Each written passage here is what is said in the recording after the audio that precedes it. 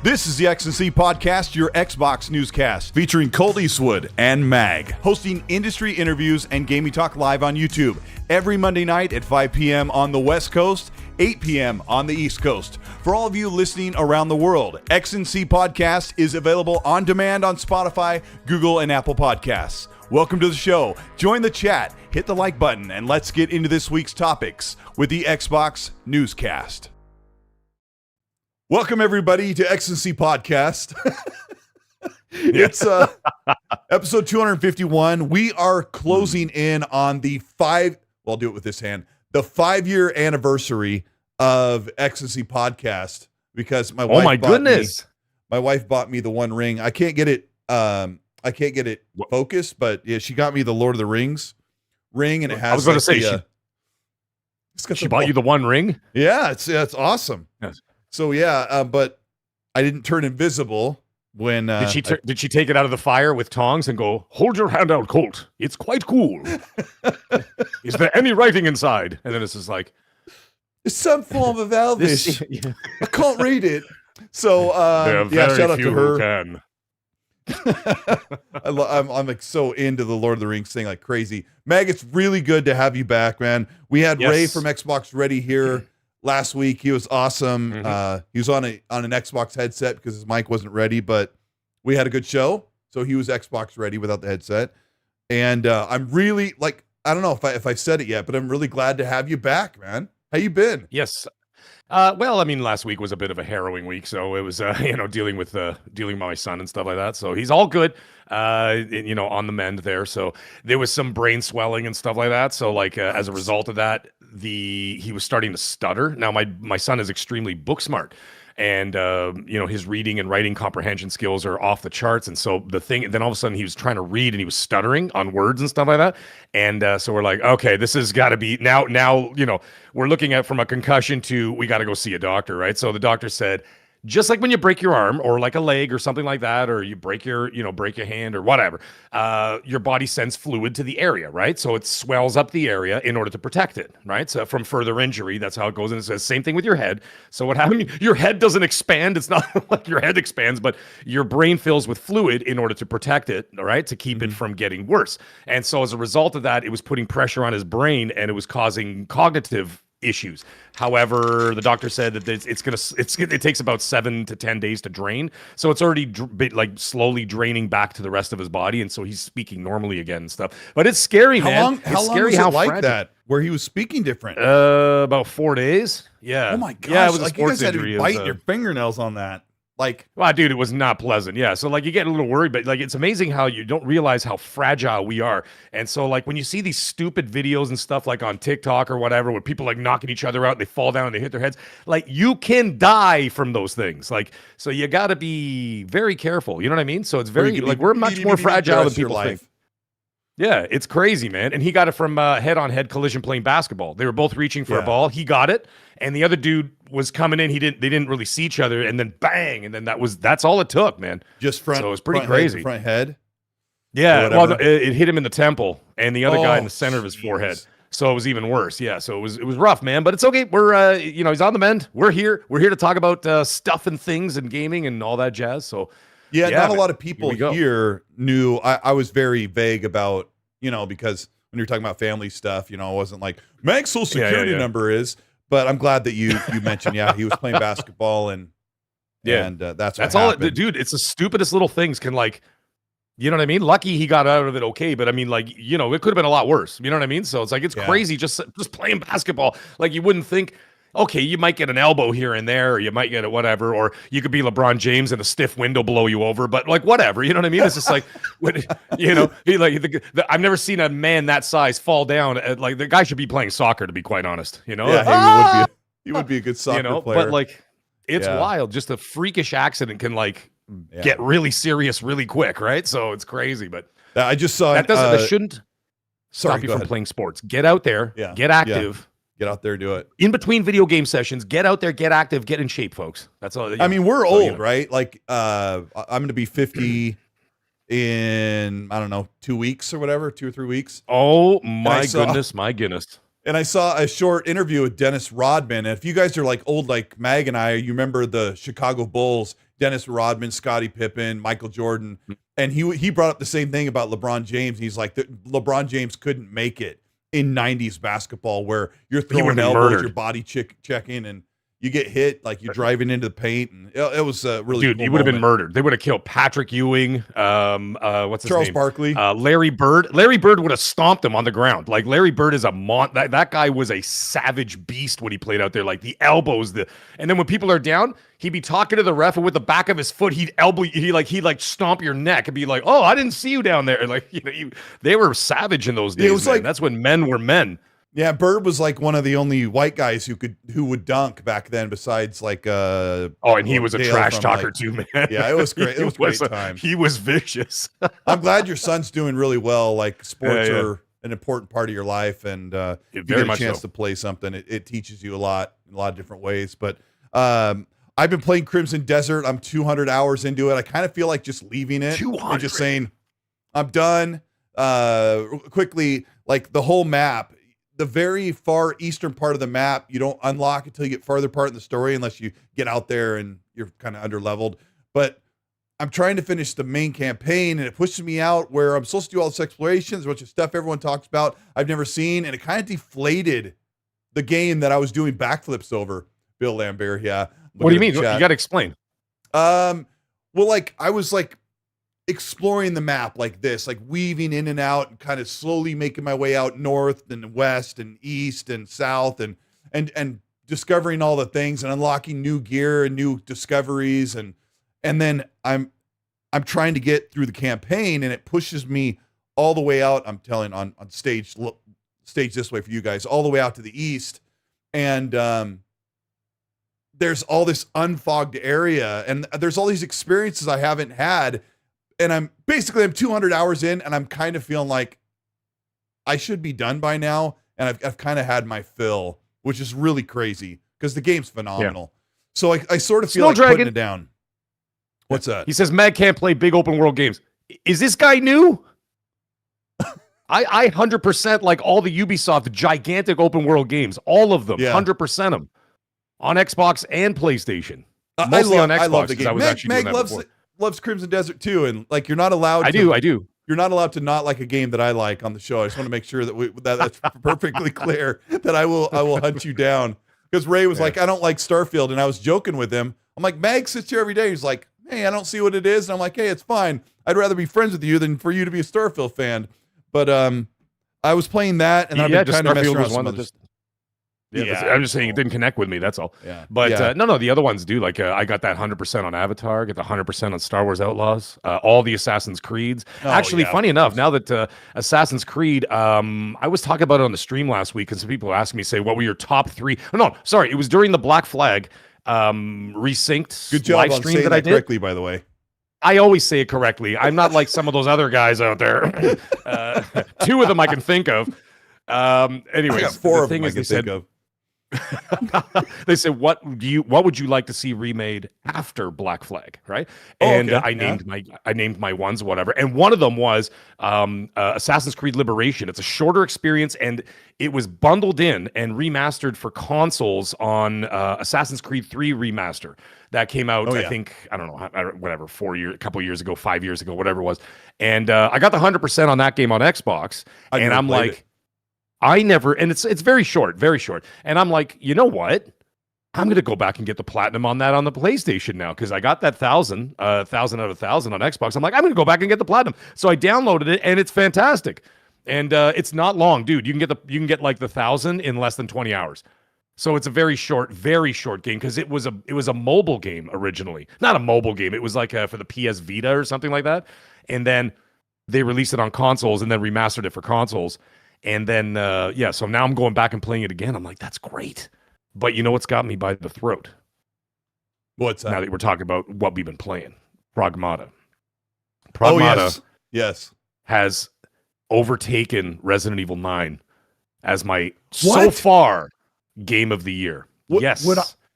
The question I got to ask you, and I haven't watched your review yet. Mm-hmm. Yeah, nobody did. Don't worry about it. Do you think I would like it, knowing what you know about me and games? Do you think it's my cup of tea? It's basically, it's not much in a way of exploration or anything like that. It is more of like an action shooter with a little bit of exploration. And I'm just talking about like going around a corner and you find some like hidden kind of boxes like or something like that. Or what, can't remember what it's called. What's the Josh Duhamel game that we both liked? Oh, for the Dead Christ. Space. What's it called? Oh, for the Callisto Protocol. Callisto Pro. Yeah, I was like, it's a P word. It's kind of like that, but yeah, it's basically like that. Just like that kind of exploration. Like look over to the left and the right, and then kind of make your way forward. Okay. Right. Yeah. Like there are areas like there's areas.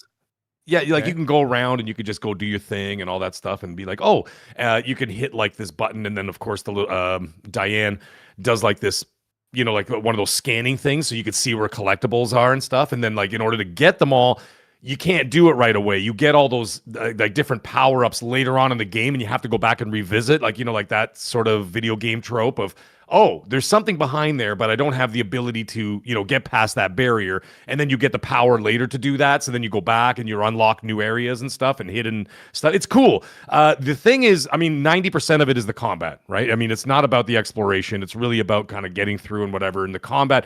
But the combat I found to be so satisfying. And not only was it so satisfying, it's just every time you walk into a room and all of a sudden, 2, 3, maybe even 4 enemies show up, you're like, okay, here we go. And then like you're in your head, you're like, let's make a game plan here. How do we attack this? Let me take out this guy here, go do a critical shot on him. He'll explode. You can get a power up for a critical shot where like you put the gun to the guy's head and then just boom, and their heads explode.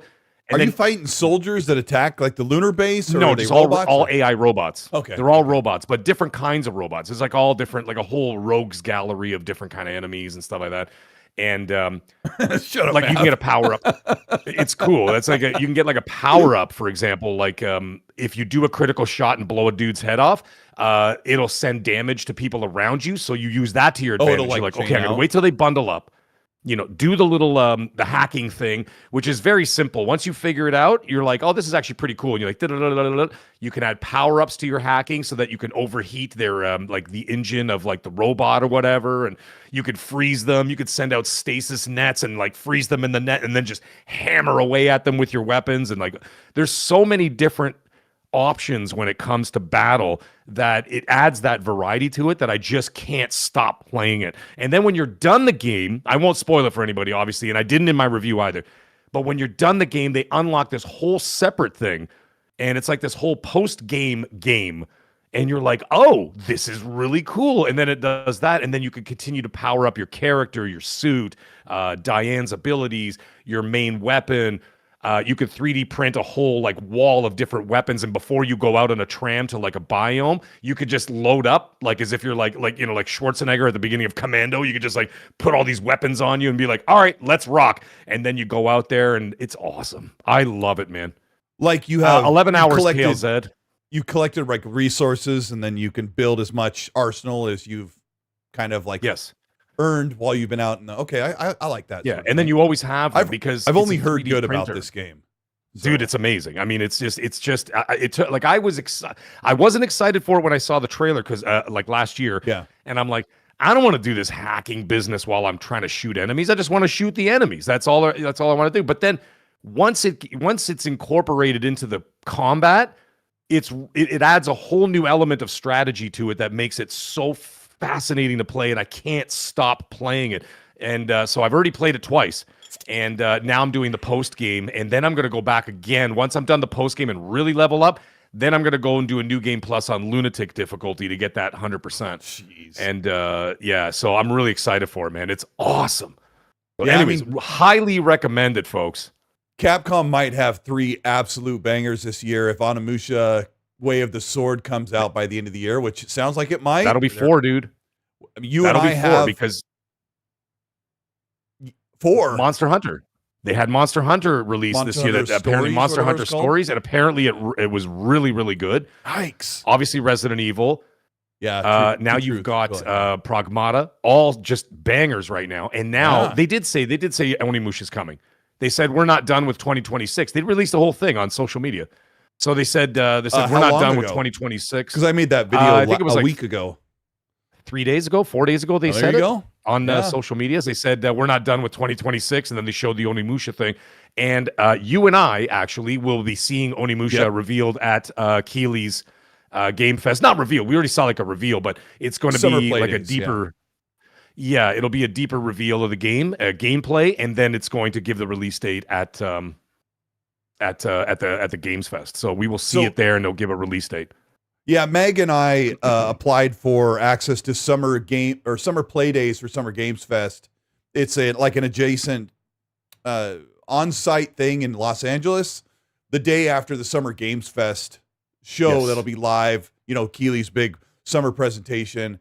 And so Mag and I and a couple of other people got into access. So Mag and I got in through the X&C stuff in our channels. And so there's some stuff that we've been kind of lining up as we get along. So yeah, that'll be one of those things. We get to play games behind closed doors, my friend. Yeah, but we are under embargo. Yeah.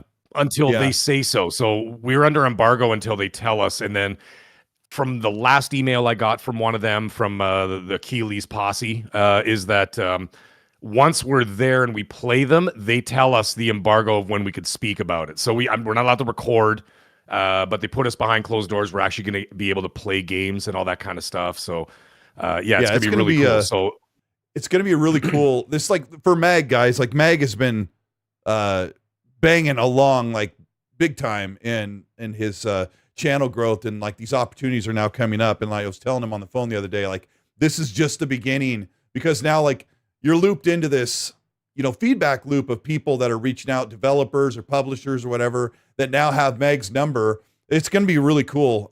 Demon Slayer in the chat says, can I ask if the DRM update on the Sony PlayStation thing is real or rumor? Yeah, we're going to talk about it. It is real. You can be as mad as you want. We'll get into the weeds on it quickly. Sabina's Finest, thank you so much for the $5 super, says, Xbox update, it's dead once again. Just kidding. Let's effing go, chat. As Sabina says, hit the like button. We appreciate you. Hopefully I'm saying that right. Or Sabina. Sabina. But Sabina, that's my buddy. That's Dusty. Yeah, I appreciate you, bro. Yeah, he has two names. Don't we all? Mothership is up. So it's exciting. Yeah, I was playing Crimson Desert, and then I played a little bit of Windrose, which is only on PC. That's like your Assassin's Creed Black Flag meets Grounded or Enshrouded. It's like a survival game. It's all right. Yeah. It's okay. I was messing around with it, but I'm kind of in like a little lull because I could be reviewing Forza Horizon 6 in the next week or so, maybe. I don't know. Like once I find that out, I'll have to like stay quiet. It's less than a month, dude. Say it. It's coming out. It's less than a month. It's early access, like on the 16th of May, and I would assume they give 7 to 10 days lead time. So I'm really excited. I figured they would give it to you sooner, because I mean you already played a small build, right? So like when you did your little when you did like the little like a preview, whatever else, they gave you like a snippet of the game as it were, right? So I figured by first week of May, you should probably get your hands on it a few weeks early. They probably want the review out a week early, because I would expect it to rate rather well. And as a result of that, or great, whatever. And as a result, they usually like to get those reviews out earlier, right? Yeah, so, and I had basically stayed away from Forza Horizon for the past 2 to 3 years. Like, remember I told you guys I would play it like every week for forever. Ever since Forza Horizon 3 came out, it was like a weekly thing. I would sit down and play it 1 or 2 times a week, do the challenges, play the game, or just drive around and do races while I'm in party chat. And I had purposely stayed away from Forza Horizon 5 for quite a while, but I installed it again, and I've been playing it while I've been hanging out, and the energy is coming back. I'm a huge fan. Let's talk about the first game we're going to talk about. We have a lot of stuff to talk about today. Okay, let's talk. Today, guys. Don't say Black Flag, guys. Please, for the love of God. Yes, don't say it. Anyways, Assassin's Creed Black Flag. It's so easy to say. You got 2 L's, that'll take you to victory. We're going to talk about the PlayStation DRM, Push Square, this PlayStation-centric site that seems to be really upset about the future of Xbox, even though they should be reporting on PlayStation. They call it Push Square. We're going to talk about the PlayStation has a couple of issues that we're going to talk about early in the show. And then the last half of the show is pretty heavy on brand new Xbox news. We are getting into the most exciting time for the Xbox platform in a long time. We're going to talk about the Game Pass, the new logo, the town hall meeting. I'm sure I want to hear about Mag because I did a whole 20-minute video about it, and the whole Microsoft versus Xbox gaming, and some game releases that I think you and I kind of willed into existence from our show the other week. So first, before we talk about that, I want to share my absolute excitement with you of the reveal that you streamed. I was watching Meg stream on his podcast or on his channel.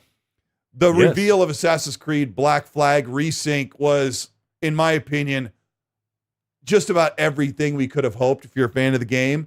I want to talk about it for a moment because I don't know. I feel like people are like, okay, yeah, I'm excited. I'll talk about it for 3 minutes, but let's talk about it, Meg, because I think it looks good. Dude, it looks awesome. And a little bit shocked because some of the rumors that were out there early was that it was going to be that sort of RPG light, very similar to Origins, Odyssey, and Valhalla and Shadows, where, you know, you had like the hit points when you hit them, and then you could level up the character, different gear that you could put on, just like those other 4 games. And turns out they're not. It's not the case. It's actually just an old school, like in terms of that, the game mechanics, it's an old school Assassin's Creed game. No leveling up the character, nothing like that. You could probably change your costume or whatever, like and get a different like hood or that kind of thing. And, now, hold on, Meg, because Assassin's Creed does have sort of tiered weapons. If I remember right, there's like a 1 slash through 4, like you can get an extra vertical slash. Oh, mark, yes. Like a 1 damage, a 2 damage, a 3 damage, and a 4 damage sword. I think you can level them up with I don't remember your if ship too. Yeah, you can so there are RPG elements. But go ahead. I just thought it was going to be exactly like the other ones, where it was going to be more of that style. And I'm like, okay, I'm down for that because I love those 4 games. But yeah, no, you're not wrong. You're not wrong. There's like a very minor element of upgrading with the characters in terms of the damage of weapons, and the ship is the big one where you can like add extra cannons, you can add extra hit power, or, you know, instead of like 8 cannonballs, you could shoot 12 at a time, or fire arrows, or that kind of thing, right?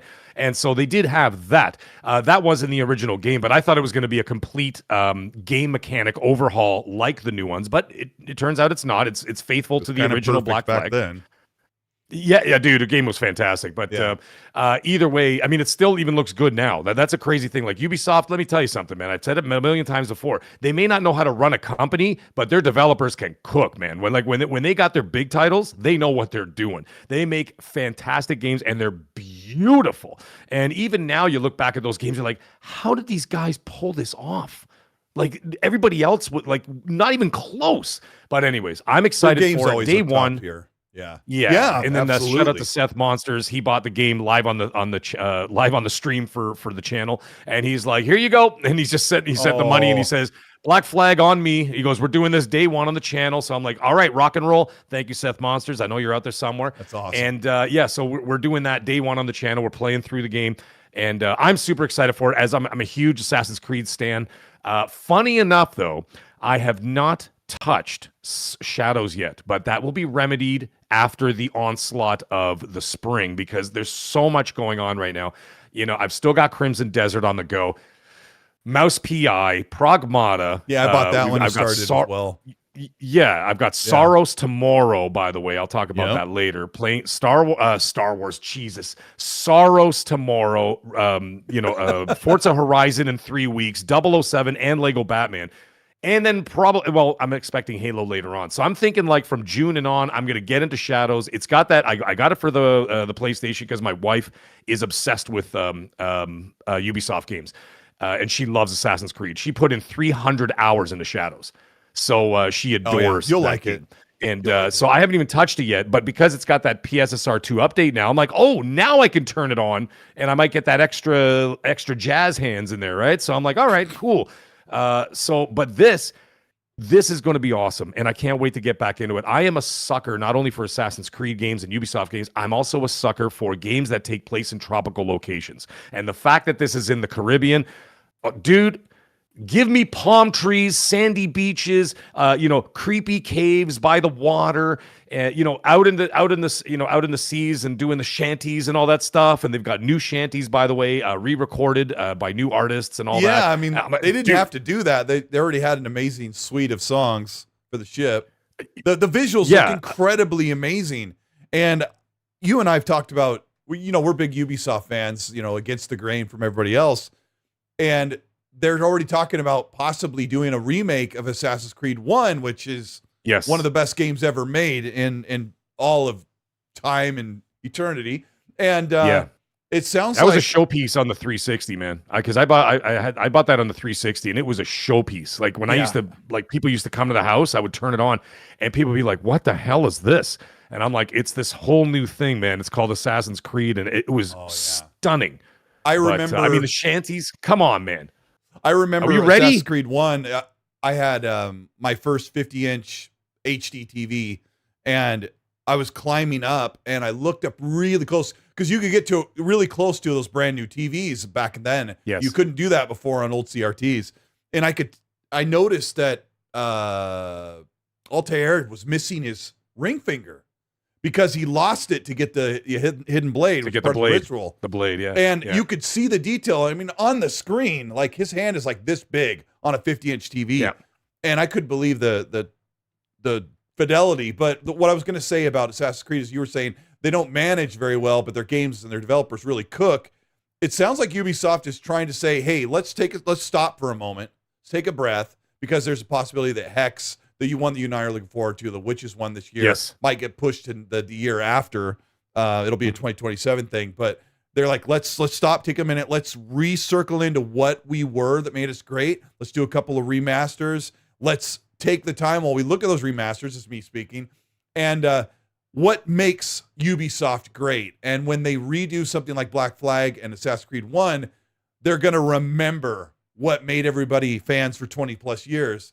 And so I think the future of Ubisoft is probably pretty bright. I think if they can come around. They're always going to make money. They're always going to make money because they have great IP, right? And because they have that great IP, they're able to, they're able to capitalize on that. But the thing is, they are waiting. They did say, they did release a statement about that. Speaking of which, the other remakes, they're waiting to see the reception, not only just the reception from like critics and fans, but also the sales. Let's face it, it comes down to dollars and cents, right? Like already pretty big, Mag. That's the funny thing is because their pre-orders are huge for this game. So the everybody's $100 statue edition sold out. I watched Destin's video this afternoon. Yeah. Yep. So there you go. And it's going to be big. So this is going to entice them further in order to do some more remakes. But I mean, I'm all in, man. I can't wait. Like, and especially like day one. I mean, when I did the live stream, I had my pirate hat ready. We're gonna have a bottle of rum. We're gonna be singing. A British sword is a soaring soul, as free as a mountain bird. You know what I mean? We're gonna be doing all that stuff. It's gonna be awesome, man. We'll have to sing one of those songs when we're in Los Angeles. I want to talk about Push Square, because Xbox is like, I'm excited about Xbox. They're making some changes. It looks like they're finally listening to fan feedback, and Push Square has been freaking out because PlayStation has an amazing roadmap coming up. Like you're talking about Soros, and they've got Wolverine, and they've got Phantom Blade Zero on their side. Like, I don't know what you'd be worried about, but Push Square, I want to read a couple of these headlines, and we'll just talk about this for just a second. Sure, go for it. They said Xbox Game Pass versus PS Plus. Was Sony right all along? I mean, Game Pass is doing amazing things right now. No one's ever questioned PS Plus, right? But Game Pass was too expensive. Now they brought the price down, and it sounds like Asha Sharma has brought the price down now so that they can make changes later. I've got a huge video tomorrow that I was going to put out today. I'm holding it to tomorrow because there's been so much content where I'm going to talk about big changes coming to Game Pass. We might do a hint on some of those things. Another article Push Square said was Microsoft is surely kicking itself for not having Forza Horizon 6 on PS5 ready for next month's launch, which is funny because I think the Forza Horizon sold amazing 4 years later, but Push Square is definitely port begging. Let me read a couple. There's two more, and I'll get your thoughts on this, Mag. Xbox will reevaluate its game exclusivity, throwing potential doubt over PS5 ports. Here is this PlayStation-centric site begging for Xbox games, which, goes to show that people actually really want games. They don't want the console war. And the last one is Xbox is flip-flopping on PS5 again, and it's truly getting tiring. Destin Legary. I did see that. Yeah. Destin ratioed them by saying PlayStation is flip-flopping on their PC ports, and it's truly getting tiring. So I don't know. It's not biased media. You just have to. I have to remind myself that the people who work at these websites or these sites they're just like anybody else. They're gaming fans, so they're going to have a bias. But I just thought it was funny that they were crashing out about Xbox possibly taking games away from their favorite platform. But I don't know. You saw some of this, Mag? Yeah, I don't know. I did see that whole situation. It was I mean, I don't understand. I think maybe it was just an article for trying to get a rise out of people. I don't know what it is. Or maybe they're being authentic. Maybe they're really like, oh, yeah, you know, it is like, we need to know what's going on over there. Well, you really don't. I mean, it's not yours. So it's like, you don't really need to know what's going on. I mean, you would want to know. But the thing is, those people that write these articles, they don't know what's actually going on. It's the executives that know what's going on. And they're not going to tell you. They're not going to tell Push Square and to be like, oh, yeah, by the way, we're doing this. Like, they're not going to tell Push Square. These guys are just, you know, whatever. People on their phones doing articles now. That's what's called a, you know, that's what's called the media now. Those are journalists. It's just some guy taking a crap, and then he writes an article with tons of spelling errors and poor English, and they're writing articles for these websites, not having any idea of what actually goes on. Now, the thing is, like I said, the only people that actually know what goes on are the brass at Microsoft and the brass at Sony. The reason why is because behind closed doors, while everybody's fighting and arguing like this, like a bunch of clowns like this at the rodeo, you know. They're sitting there going, listen, we need to know what's coming up. We need to know what's going on because our release schedule is going to be affected by that, right? And they're going to be affected by that. So like Sony needs to know, and they'll talk to them. They'll talk to Asha. They'll talk to whoever and say, so what do you guys have coming for us? And what's the window? We need to know for our release schedules because we'd like to base our release cadence around your game so that we have time to, we can capitalize and, on profits on your games, on our games, whatever. So we're not like releasing them on the same day or whatever. And they discuss those things. You and this chat and everybody else, we are not privy to that information. Why? Because we're not part of that club. That's part of the upper executive club. They make those decisions and those calls. They will feed you scraps and tell you information here and there, but the real information is up there. And they talk about that stuff. They know exactly when Forza Horizon 6 is coming out in the fall. They know exactly when. They're not going to sit there and go, yeah, Microsoft, just release it whenever. We don't care. Of course they care. Because they want it to, Microsoft wants it to sell, PlayStation wants it to sell. So you won't want to release, which by the way, still boggles my mind why PlayStation, stupidest thing that they could have done this year, by the way, is release Phantom Blade Zero and Wolverine within 5 days of each other. Absolutely idiotic move by Sony. I don't know what the hell they were thinking. Spread it out. And then on top of that, you don't think that they've had conversations talking to them, and saying, hey guys, what's your idea? You have we need a window for Forza 6 for the fall, so we know where to plant our games. And they'll tell them. We'll never find out. You know when we'll find out? We'll find out a couple months before when they do a state of play or something like that. I don't know. And well, you as a result of that, point, everybody else is blowing hot air, dude. They're just blowing hot air. You brought up a good point I never thought about. Like if they're promising to put Forza Horizon 6 in the fall on PlayStation, that is a big problem because you and I can't even find a spot for their other games. So we could be looking at a potential Forza Horizon 6 launch window for PlayStation that doesn't work for PlayStation fans. Shout out to 108 Dragon in the chat. Yeah. Hey. He says something to you. He goes, thanks for the 5. Oh, he says, I always see it. Meg going to be in LA in his birthday suit holding a PlayStation at FanFest. Right. See you there, brother. First round on me, Colt. You can get water on the rocks. Yeah. Water on the rocks. Hey, listen, Lemon. I will be there. You and I can We'll put them back, all right? We'll be putting them back at the bar and the club after. But anyways, yes, Colt will be a very cheap date, man. A whole lot of waters and a couple of Mountain Dews, diet Mountain Dews, because we don't want his sugar intake to be up, folks. He's turning 50, remember that. So we don't want any diabetes there, Colt. I don't have to cut off your foot with a saw and like have my colonoscopy to go as smoothly as possible, Mag. Yeah. Yeah. So, yeah, I mean, it is. Yeah. That is kind of weird. Like, you could drop Forza Horizon 6 in the worst possible release window on PlayStation. Well, they would want to know that, and I guarantee they do know that, right? Push it. They're having conversations we're never gonna be a part of. Yeah, they could. You know what? Actually, you're absolutely right. I think the fall is the dumbest time to release it.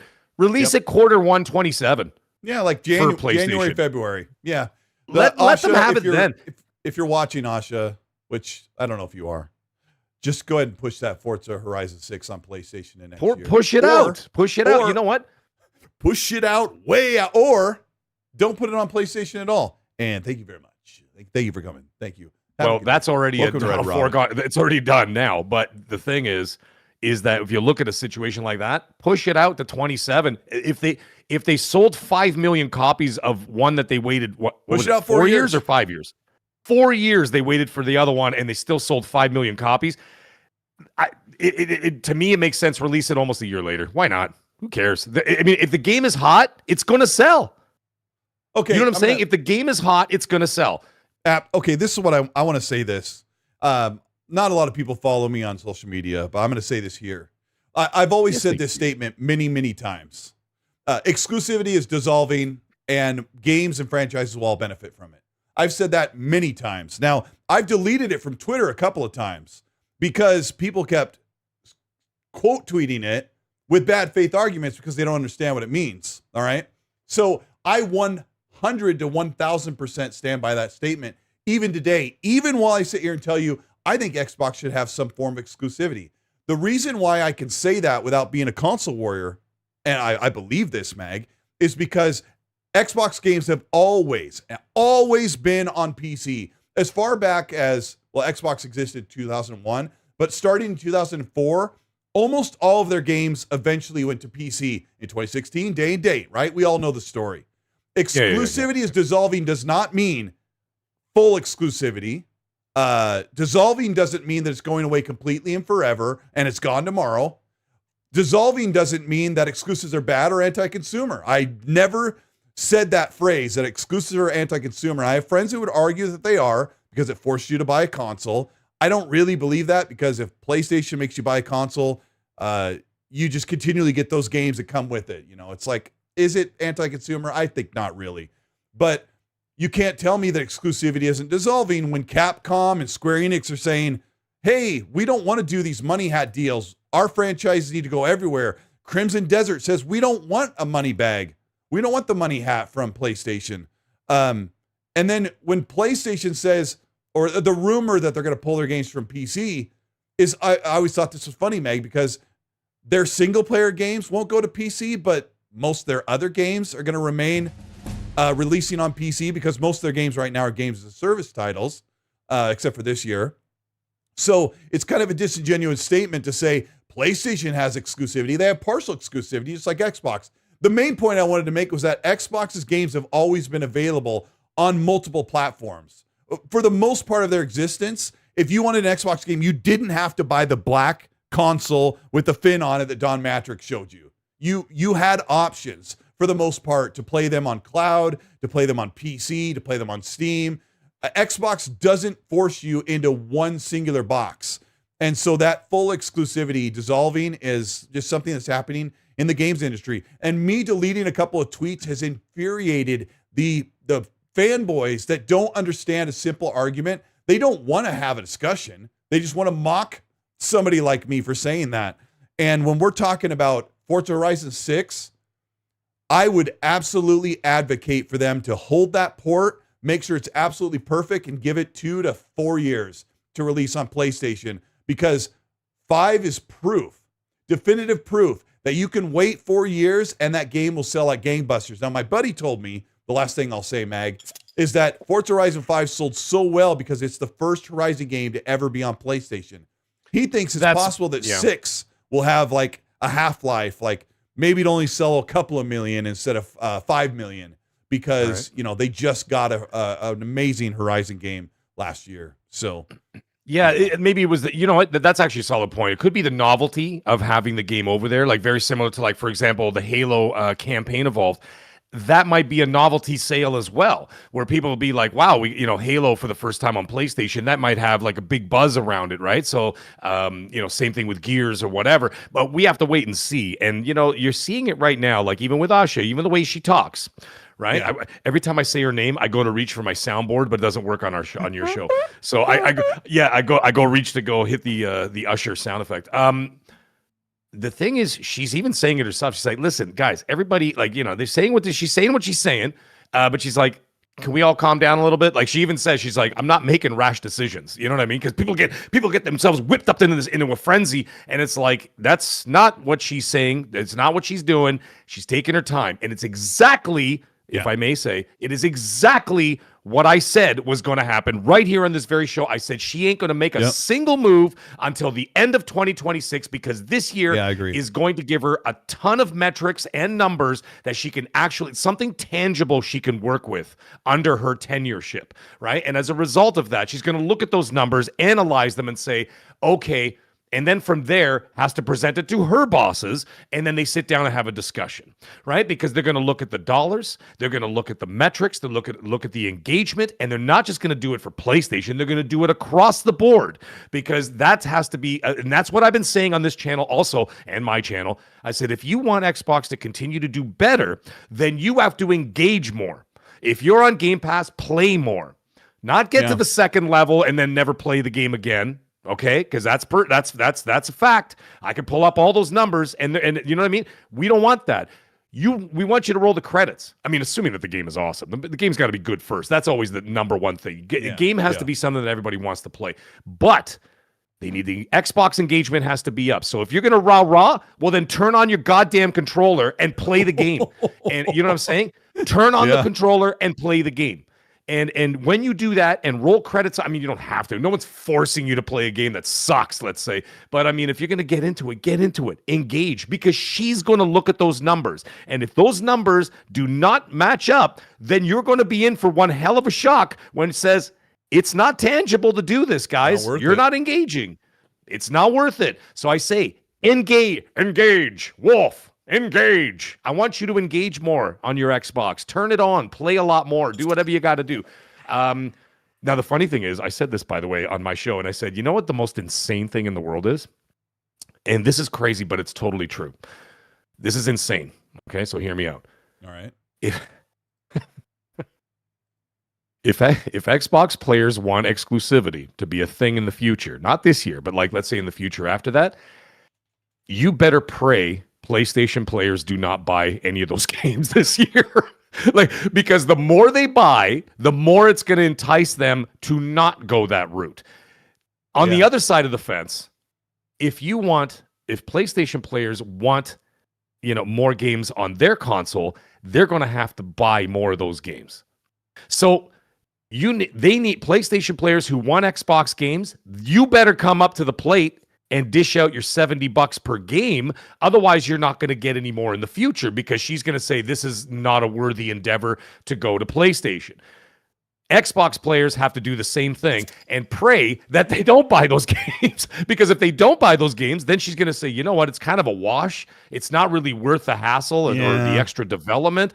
It's not worth the extra $200 million a year to do all this extra work, sort of lose our identity. We're not getting more people in the ecosystem, or we're not building up an ecosystem. So, you know what I'm saying? It's so negative. It's like a double negative. And it sucks, but that is exactly what it's going to happen, because it comes down to numbers and metrics. That's how they operate. And she openly said that. She's like, I'm not doing anything with no data. She goes, when I have the data, I will make that decision. You remember the quote she said? She had a quote where she's like, I'm going to make the right decision, not the short decision, or something like that. Yes, she did. Yeah. Okay, good memory. There you go. If that is not as clear as day, folks, then I don't know what the hell is. So you have to wait a year, and then you'll find out. I know somebody who talked to her, and so it is a double-edged sword, because like the little weird, bit that isn't I it? did, and the little bit I did advocate for games going on PlayStation later was, I want these franchises and these games to survive. Like if a game goes to PlayStation and it means that a franchise that I like endures, it's like, of course I'm going to cheer for that, because the only thing I have left in my hands is bragging rights, So it's been a very difficult bragging discussion. rights doesn't make you happy. No, it doesn't. Bragging rights is not happy. You know what makes you happy? Argument. Yeah, win an argument. But what does that do at the end of the day? It's like getting revenge. When when Batman kills the one guy that he's been pining over for all these years, did it make him feel any better? No, it doesn't make you feel any better. No. But you know what makes you feel it? You know what makes you feel better? picking up a controller and playing awesome games. Doesn't matter where you're playing them. And as long as as long as the ecosystems, all the ecosystems remain healthy, then you will continue to get those games. Because listen, they're not making the games to make you happy. They're making these games to make a ton of money. Okay. And if the money is not coming in, then they will not justify it. And therefore they're going to say, well, it's not worth it. So like, well, we know Jimmy's not happy, but like, you know what I mean? They're not looking at that. They're looking at the dollars. So we want these things to succeed everywhere. Yeah. But there are different things in motion right now, and we have to wait. That's the problem. We have to wait to the end of the year and then see what decision they make after that, because this year is a giant financial experiment when it comes to all this. Yeah, I mean, you got the 4 horsemen of the games, and I want to close this subject out before we move to the next one and say, it seems like they're seriously considering exclusivity in some form. They need to see how that's going to work. I think the damage it's done to the brand has been a major contributor to them saying, can we lose some money on PlayStation at the risk of bringing the brand back into a good reputation? So we'll talk about that. The reputation has actually improved quite a bit. I mean, look what she's been doing since she took over.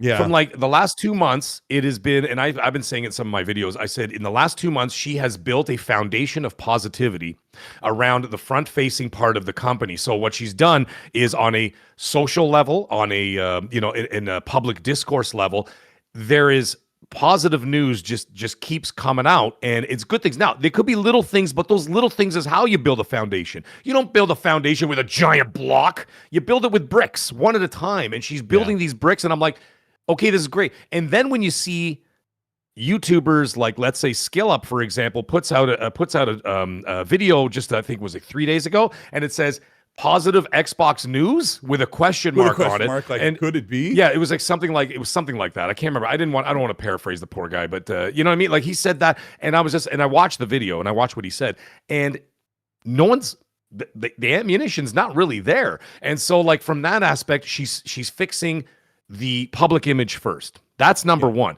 Number two, the other stuff that we're talking about, the financial stuff, the exclusivity stuff, you're just going to have to wait, because you ain't getting no answers in 2026. Because, like I said, when she's got all those papers put in front of her and sees those numbers, then you're going to have a decision made in 27. But you ain't getting it before 27.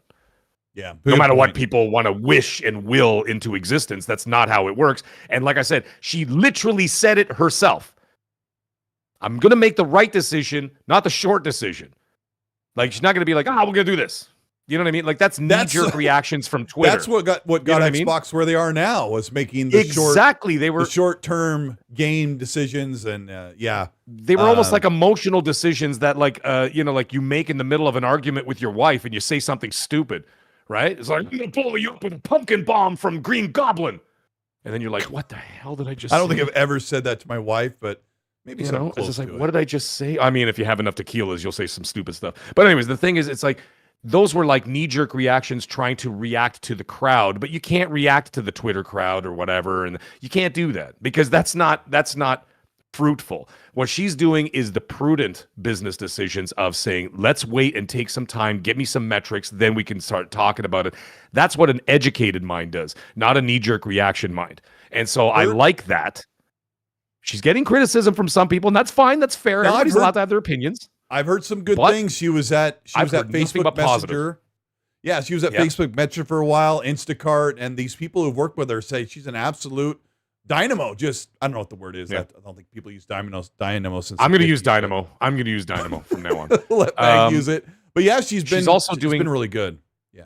Meetings every 2 weeks now. There's going to be meetings every 2 weeks with the like not a town hall, but like sort of like a large gathering, a large meeting of everybody. Yeah. And every 2 weeks they're going to get together and have their discussions, just like the open house, just like the town hall that she had with Booty and the staff. And that is how you keep things under control, by staying in constant communication with your team, because it's a giant machine. And that's the problem with these large companies, is the left hand doesn't know what the right hand's doing. So by doing this, everybody's there talking and everybody knows what's going on, which is great for us, by the way, because it all leaks out to us.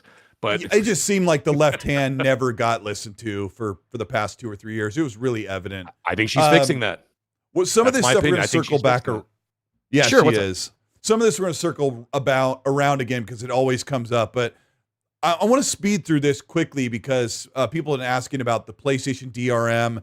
I looked into it a little bit. Everyone thought it was a bug or it was a dumb rumor or it was FUD, but it turns out to be a real thing. I'm not worried about this, but they've set a DRM window of 30 days. If your console is offline and you haven't checked in online, you cannot launch that game if it's been purchased after March 2026.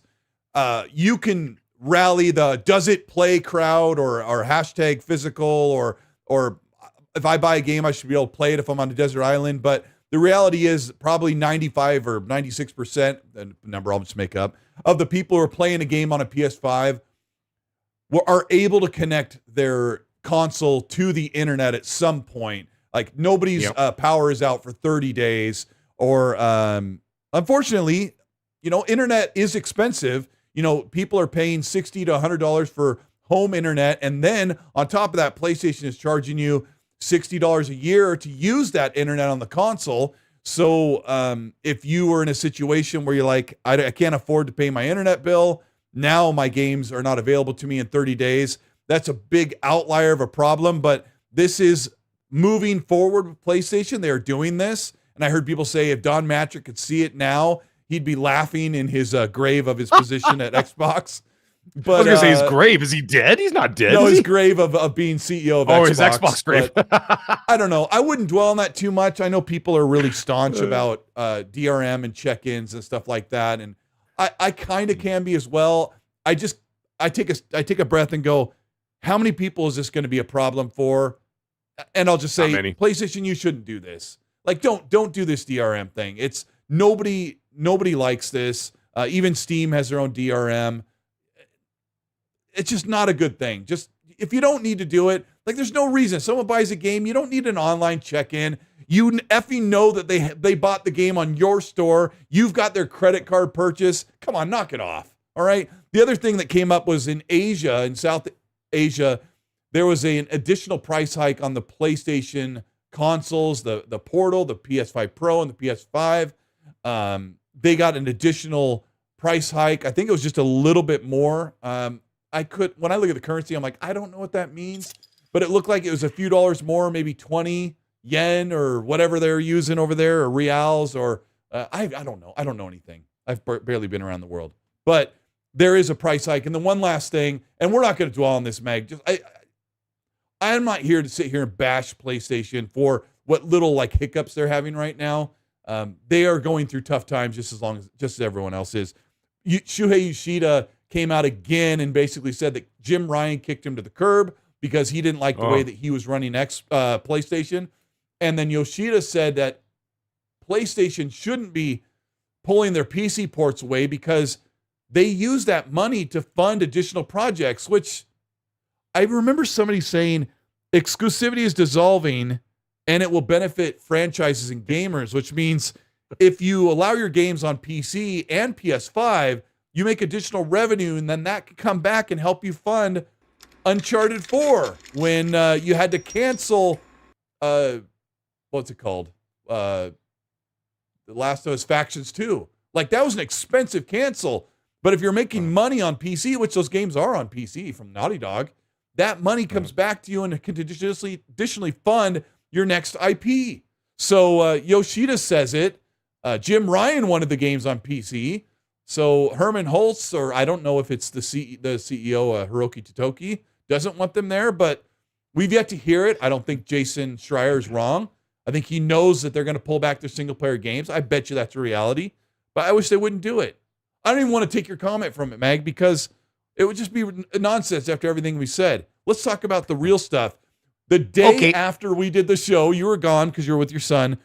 I had an embargoed video. I got contacted by Xbox. I talked to the VP, got information about Game Pass cutting the price. She said, I can't tell you what the price is. This was on a Friday because she says we're not announcing it till Tuesday and we can't afford to have it leak. But Tuesday, Asha Sharma is going to announce a price cut on Game Pass, which is absolutely insane for the week that I had before and some of the contact stuff that I'd done that I haven't been able to talk about or won't. But this has been going on for 6 days, but this is unorthodox movement. Like, when's the last time your favorite subscription said, hey, we're knocking a few dollars off next month for the next who knows how long? What was your reaction to this? You just get the other email. The other email is, by the way, it's going up another $5. Yeah, that's all. That's the only email I get. Where I canceled, by the way, Crave, which is the Canadian version of HBO / Hulu. Kind of thing, whatever the hell you want to call it. I canceled that one. $30 a month they wanted for that. I canceled a couple of other ones. I moved Netflix down to the advertisement one where it's only like $5 a month because it's getting ridiculous. Right. Yeah, and when you start adding up all these, and then, of course, you start adding in Spotify Premium and then YouTube Premium and then what the hell is it called? Streamlabs Premium. And I mean, I don't do the Discord thing, but like there's the Discord one, Nitro and all this stuff. Dude, you're paying $300 a month, $400 a month at the end of it all. You're like, what the hell am I doing here? And so to see one go the opposite direction, well, listen, it's a good move. It's something that had to be done. There are some different sides of this argument here that people are talking about. The one is people didn't want Call of Duty in there, and they're like, listen, we don't want Call of Duty. We didn't want the price hike because of Call of Duty, and everybody was sort of assuming that that's what the reason why it went up, because all of a sudden the ABK merger went in, and then there were 2 price hikes since then, but there still is that association. There still is the association with Call of Duty and the price hike or whatever. But either way, there's that argument, and then you can say, well, it gives you an option, because if you look at the end of the day, I'll give you one side of it. The one option is at the end of the day, you have an option now. Okay, let's presume that Call of Duty remains at $70 this year, not $80. At that point, in United States dollars, you're saving $84 a year on the savings on that. So if you actually do that, you can, and you want Call of Duty, well, you can subscribe to Game Pass for the entire year. You could buy Call of Duty at full price, and with tax and stuff in the US, not as high as Canada. So therefore, you can actually get your Game Pass for the year, buy your Call of Duty, and still have $10 left over in the bank. Yeah, right. Yeah. Right? Now, if you're not a Call of Duty fan, then you have the other option. If you're not a Call of Duty fan, well, then you could stay in your Game Pass if that's what you want to do, and you save $84 a year.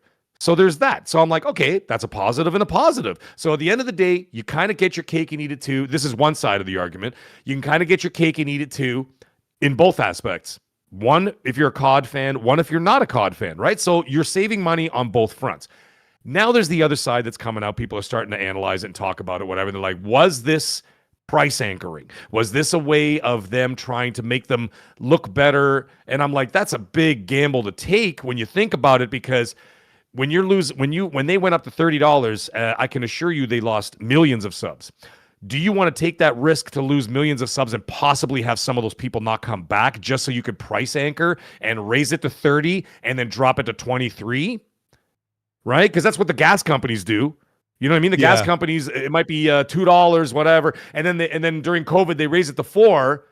With the entire intention of price anchoring, and all of a sudden, well, we'll lower it to 3 and everybody thinks they're getting a deal, but meanwhile, we raise the price anyway. So now the other side of the argument is, well, now you raised it $3, essentially from the $20, you raised it $3 and you took out Call of Duty. And I'm like, yeah, okay, and I did the quick math for you. With the price cut of Ultimate, Xbox is losing out $250 million that they would normally be making with the high price hike, right? So right, and with the people, you talking about with the people leaving, or are you talking about with the cuts in the new? When people stay and they're like, "Hey, now we're knocking $7 off," it's like $250 million that they were making like $5 billion a year in revenue. That's a quarter of $1 billion. That if I did that number right, $250 million. Yeah, it would be $250 million, I think. So I hope. Yeah, that's I don't how much agree. money they're no longer making by offering the price cut. And one of the questions I asked someone was, I'm sure you saw that the subscribers weren't growing, but you were still pulling in the same amount of money with the price hike. And they were kind of like, yeah. And you and I said this on the show, right? 6 months ago when they hiked the price, you're like, you said they lost millions of subscribers. They could have lost like 1 or 2 million, but they could lose up to 10 million and they would still make a net amount of the same amount of money with the people that were continuing to pay. Well, that's what a subscription Which model is. sucks. Most of these corporations do that, and I know that because I know people at Netflix and Amazon, and they say the same thing. And I've said this before here on the show, where I said their number one mantra is if you lose subscribers, you raise the price in order to. So you charge the people that are there more in order to make up for those losses. And I'm like, that's such a nihilistic way of running a business. But I'm like, okay, whatever, because you're going to drive more people away because at some point there is a breaking point, right? Anyways, my personal opinion is that I of course I have friends and colleagues and stuff who are going the route of the price anchoring thing. I personally don't agree with that. I don't think it's a price anchoring thing. I don't think that Xbox was in a position to be making a gamble of like that. It doesn't make sense to me. So I didn't think that. But like I said, we're allowed to have different opinions, and that's what's cool about being normal. Except for you. We could do that. We could say, hey, I agree with you or I don't agree with you, and that's totally cool. I personally think from my angle, I don't see it as a bad thing at all. And I'm not looking at it from a negative angle. I really am not. Like, I don't see that. And I'm like, to me, I see the savings on the. No, the other thing you said, like, if you take out you cut the price down, you're talking like what, almost like $250 million. So you talk about $250 million that they would technically lose from the price cut. But here's the thing. Then all of a sudden, if people are going to be buying Call of Duty, guess what? Instead of accessing it through Game Pass, you're going to get, they're going to buy it. The sales will make up for that 250 loss. You're kind of sitting in the same category. I think that at that point, I'm not going to say they're going to make the same. They probably make the same or maybe even more, depending on how good Call of Duty is. However, I will tell you this. I'm hearing some really good things about Call of Duty this year. Oh. And I think a lot of people are going to be hang on, Maggie, you gave me an epiphany. Really? Like, yes. Yeah, no, I agree. I hear Call of Duty is going to actually be really good. Call of Duty is going to friggin' cook this year, folks. And I'm just telling you. It kind of sucked last year, but the year before it was absolutely amazing. So last year, the bad Call of Duty we've had in years. I know. Yeah, last year, the bad Call of Duty said they lost $300 million, which is the same amount basically I calculated for people That's what I'm saying. No longer so it's lease kind of that a on wash. Game Pass, that was an epiphany you gave me. That's what I'm trying to say. If Asha's like, we'll lose $250 million by bringing the price down, but we'll make the difference up when those people outright buy Call of Duty. And like that's you what said, I'm saying. Call of Duty's probably going to sell better than last year's. So I think it's a win-win. It will sell. It will sell better than last year. I can almost assure you, because like I said, the in case Asha's listening, we've been hearing some stuff about what's going on at Call of Duty. I heard she can't hear whispers. She can only hear loud yelling like we usually do. Okay, so go ahead. Now, is her vision based on movement, like a T-Rex? Yeah. So like we're in LA and she's there and she goes, "Where's that Meg?" saying all that stuff on XNC, and then and you're just like a plank. I'm just like a plank, and I don't move. Asha's vision is based on movement. And I have to put my finger here Colt so you is won't back sneeze. there with a flare going. Colt is behind her with a flare. I'll be in the shack toilet reading the newspaper when she comes to like bite down. Yeah, she bites down on. She turns into like Ant-Man, like a gigantic monster. Did you see the AI Jurassic Pork on Instagram? It was like all the fat characters. No. Oh, okay, I'll send it to you next time. Anyway, send it to me, were you going to whisper about Call of Duty that Asha? No, I was going to say that the things that we've been hearing from the camp is that this game is going to cook. And it's going to be amazing. I said it's going to be a graphical showpiece as well as a performance showpiece, and it's going to be something special. And so a lot of people are likening it to the 2019 Modern Warfare. So they said this might be the best COD they've had in 7 years. And so I'm like, oh, really? And it's like, well, yeah. And it said on top of that, from what we understand, is that it's not going to PS4 and Xbox One. So that probably helps significantly that you're doing it for modern consoles only. And you're able to get more out of it. But apparently it's supposed to be really great, man. I think we're in for something special this year. Now, that being the case, people are going to buy the game. And if people are going to buy the game again and not back off and be like, yeah, we don't need the giant guy having a fever dream, the guy from The Walking Dead or whatever, Zondu from like Guardians of the Galaxy is out there, like, shooting like, spears at you or whatever the hell, that stupid fever dream red mist garbage from Black Ops 7. And the thing is, if the game's going to be hot, people are going to buy it. So therefore, any hit that they took on a price cut, they're going to make it all back and then some. And that is exactly I think that's exactly what's going to happen. And therefore, that's calculated. I don't think, me personally, I don't believe that is price anchoring. I believe that is a calculated decision based on what they've seen and what they know, and said, listen, this is how we're going to do it. Once people get used to that, and like I said, it's an option, for God's sake. So if you want to keep paying that you're paying for Game Pass now, like I said, you save that $84. If you want COD, you buy it. You're still getting it cheaper than you were last year getting Call of Duty in Game Pass. And I know that could seem like a little bit of like a corporate double take kind of thing. They're like, oh, they're fooling us or this and that. They might be. But you know what? At the end of the day, if I'm getting a deal out of it, and I don't think it's a bad thing, I personally don't think it's a bad thing. I really don't. And like, to me, I'm going to buy it anyway. So it doesn't affect me none. My question I really don't like them taking Call of Duty out of something that they promised. That's what I was about to say. Since what about these guys who stacked for 3 years? Yeah, this was the thing. In 2017, they said our first-party games will be in there. They brought in Activision and Bethesda and Blizzard. Those are first-party games. Those should be in Game Pass, and they have been. But like I said in my last week's video, Activision was basically the only studio besides 2 indies that have been partnered with Game Pass that have complained about being in there. The difference is Xbox's own studios, they don't get a bag for being in there. They just get to be employed and get to be, published and owned.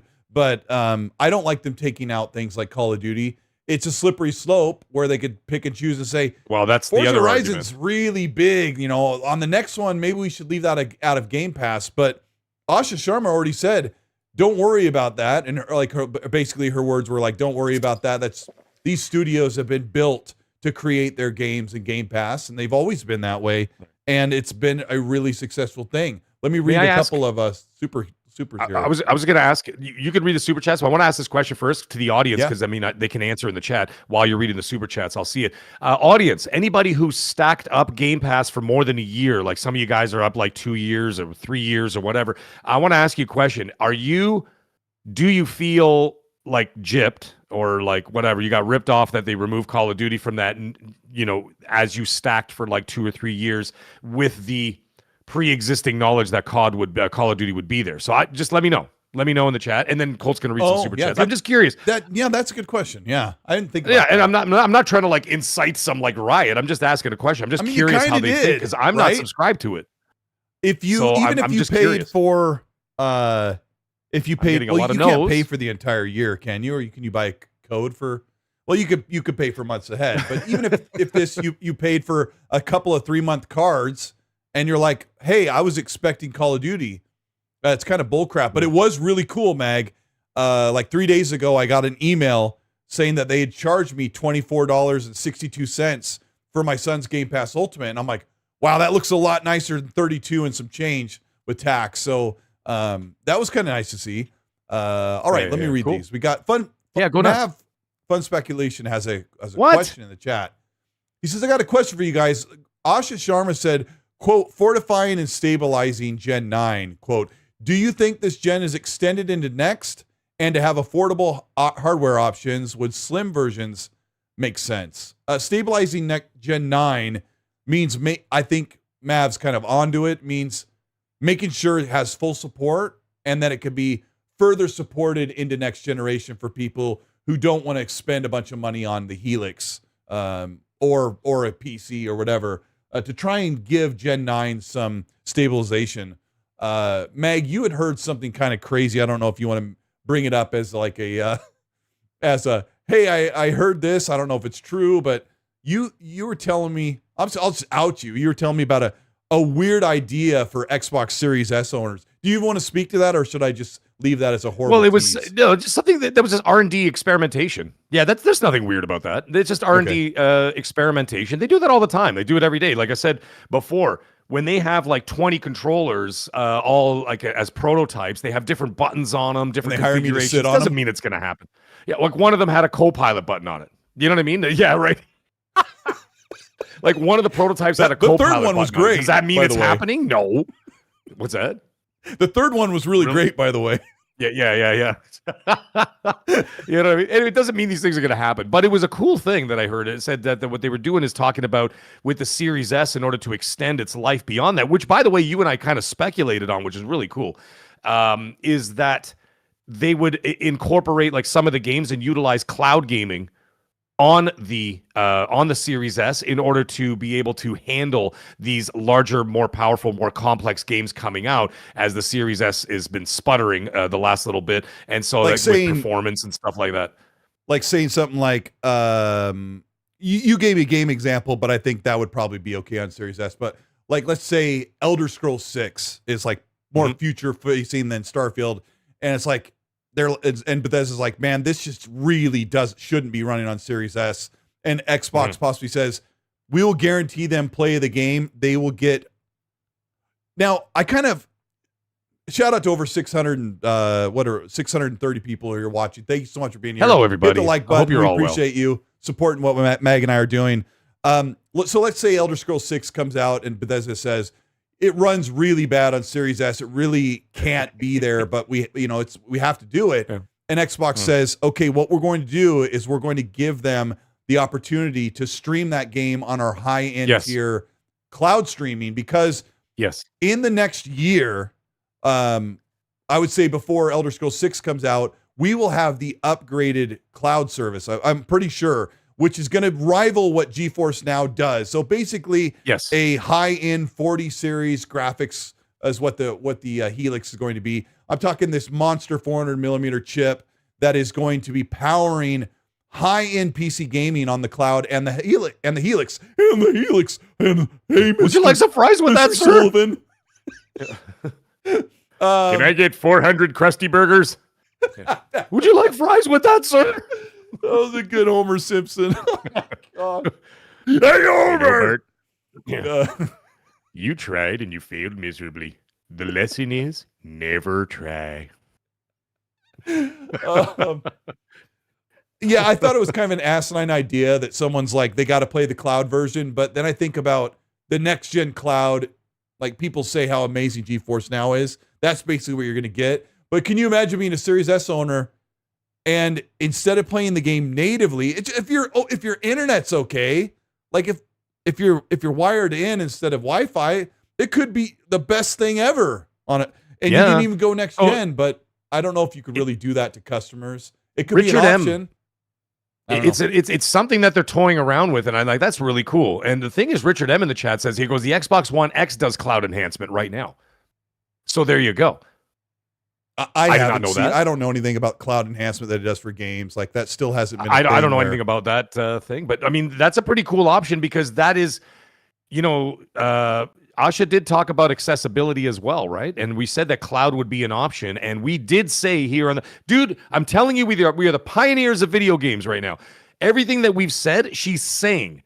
It's almost like we read her mind. I'm telling you right now, and we said it, I said it, you said it, is that the series consoles will be supported well into the next generation, for not only just for accessibility, but for affordability beyond that. If you can't, let's say, a stack up to buy a Helix or whatever else, or you can't afford to buy a high-end PC, that kind of thing, you still got the series consoles that could be used as a hub, as a beacon for cloud gaming. And that would be brilliant. And that would be a way in order to do that. And for people who already have series consoles, you can hang on to them and be able to utilize for that. That would be an option to get, as long as you got people in the ecosystem or accessing the ecosystem and growing the ecosystem. Those are her goals. Those are the goals of the company. That's what they want to move forward. Numbers up, profit up, accessibility up, engagement up. They want everything up. And so the only way to do that is by offering other options. And I think that's a great option. I think that's something. And so this Series S thing that sort of crossed my plate, I'm like,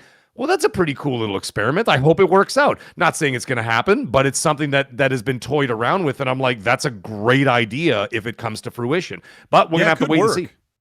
Yeah, it could work. Thanks for the question, 1.28 gigawatts. It could work. I saw another great clip of speaking of Back to the Future, where they said, how come Marty didn't know where Doc Brown lives when he got to 1955? Like, he went to his house. Didn't he he went to his garage and played the guitar. Like, was that a separate shop he had, like, in town? Which I think it was, but how did he not know where he lived? We're assuming he lived in the same house for 50 years or for 30 years or whatever it was. Maverick, we said it months before Kind of Funny did. Months. What? We said what? He says, Mag, 8 other podcasts said it this past week. And I'm like, yeah, we said it 2025, sucker. What you talking about? I mean, we are the best podcast. We appreciate you guys being here. Meat Puppet, thanks for the 46 months. Says, with all the stuff happening between now and the end of the year, do you think we'll get any surprises? If something goes bad, we can blame Mag. We always blame Mag. Yeah, I think we have some surprises. Mag, what's your vote? Do they show us the form factor of Helix at June, or you think they're going to repeat it and do it December, like maybe at the Game Awards again? What's your vote? No, 25th anniversary. November. There you go. Yeah, that's probably better. 25th anniversary party. They're going to have some kind of jam, right? In Seattle or wherever the hell they're going to be, in Redmond. They're going to have a big jam. Guaranteed they'll show it. Guaranteed they'll show the form factor. Do a 3D print of it or whatever. Obviously, it's not going to be functional. They could just have the shell, put some cool lighting on it, make sure it turns on with a light. They can, they can just have a cell phone inside.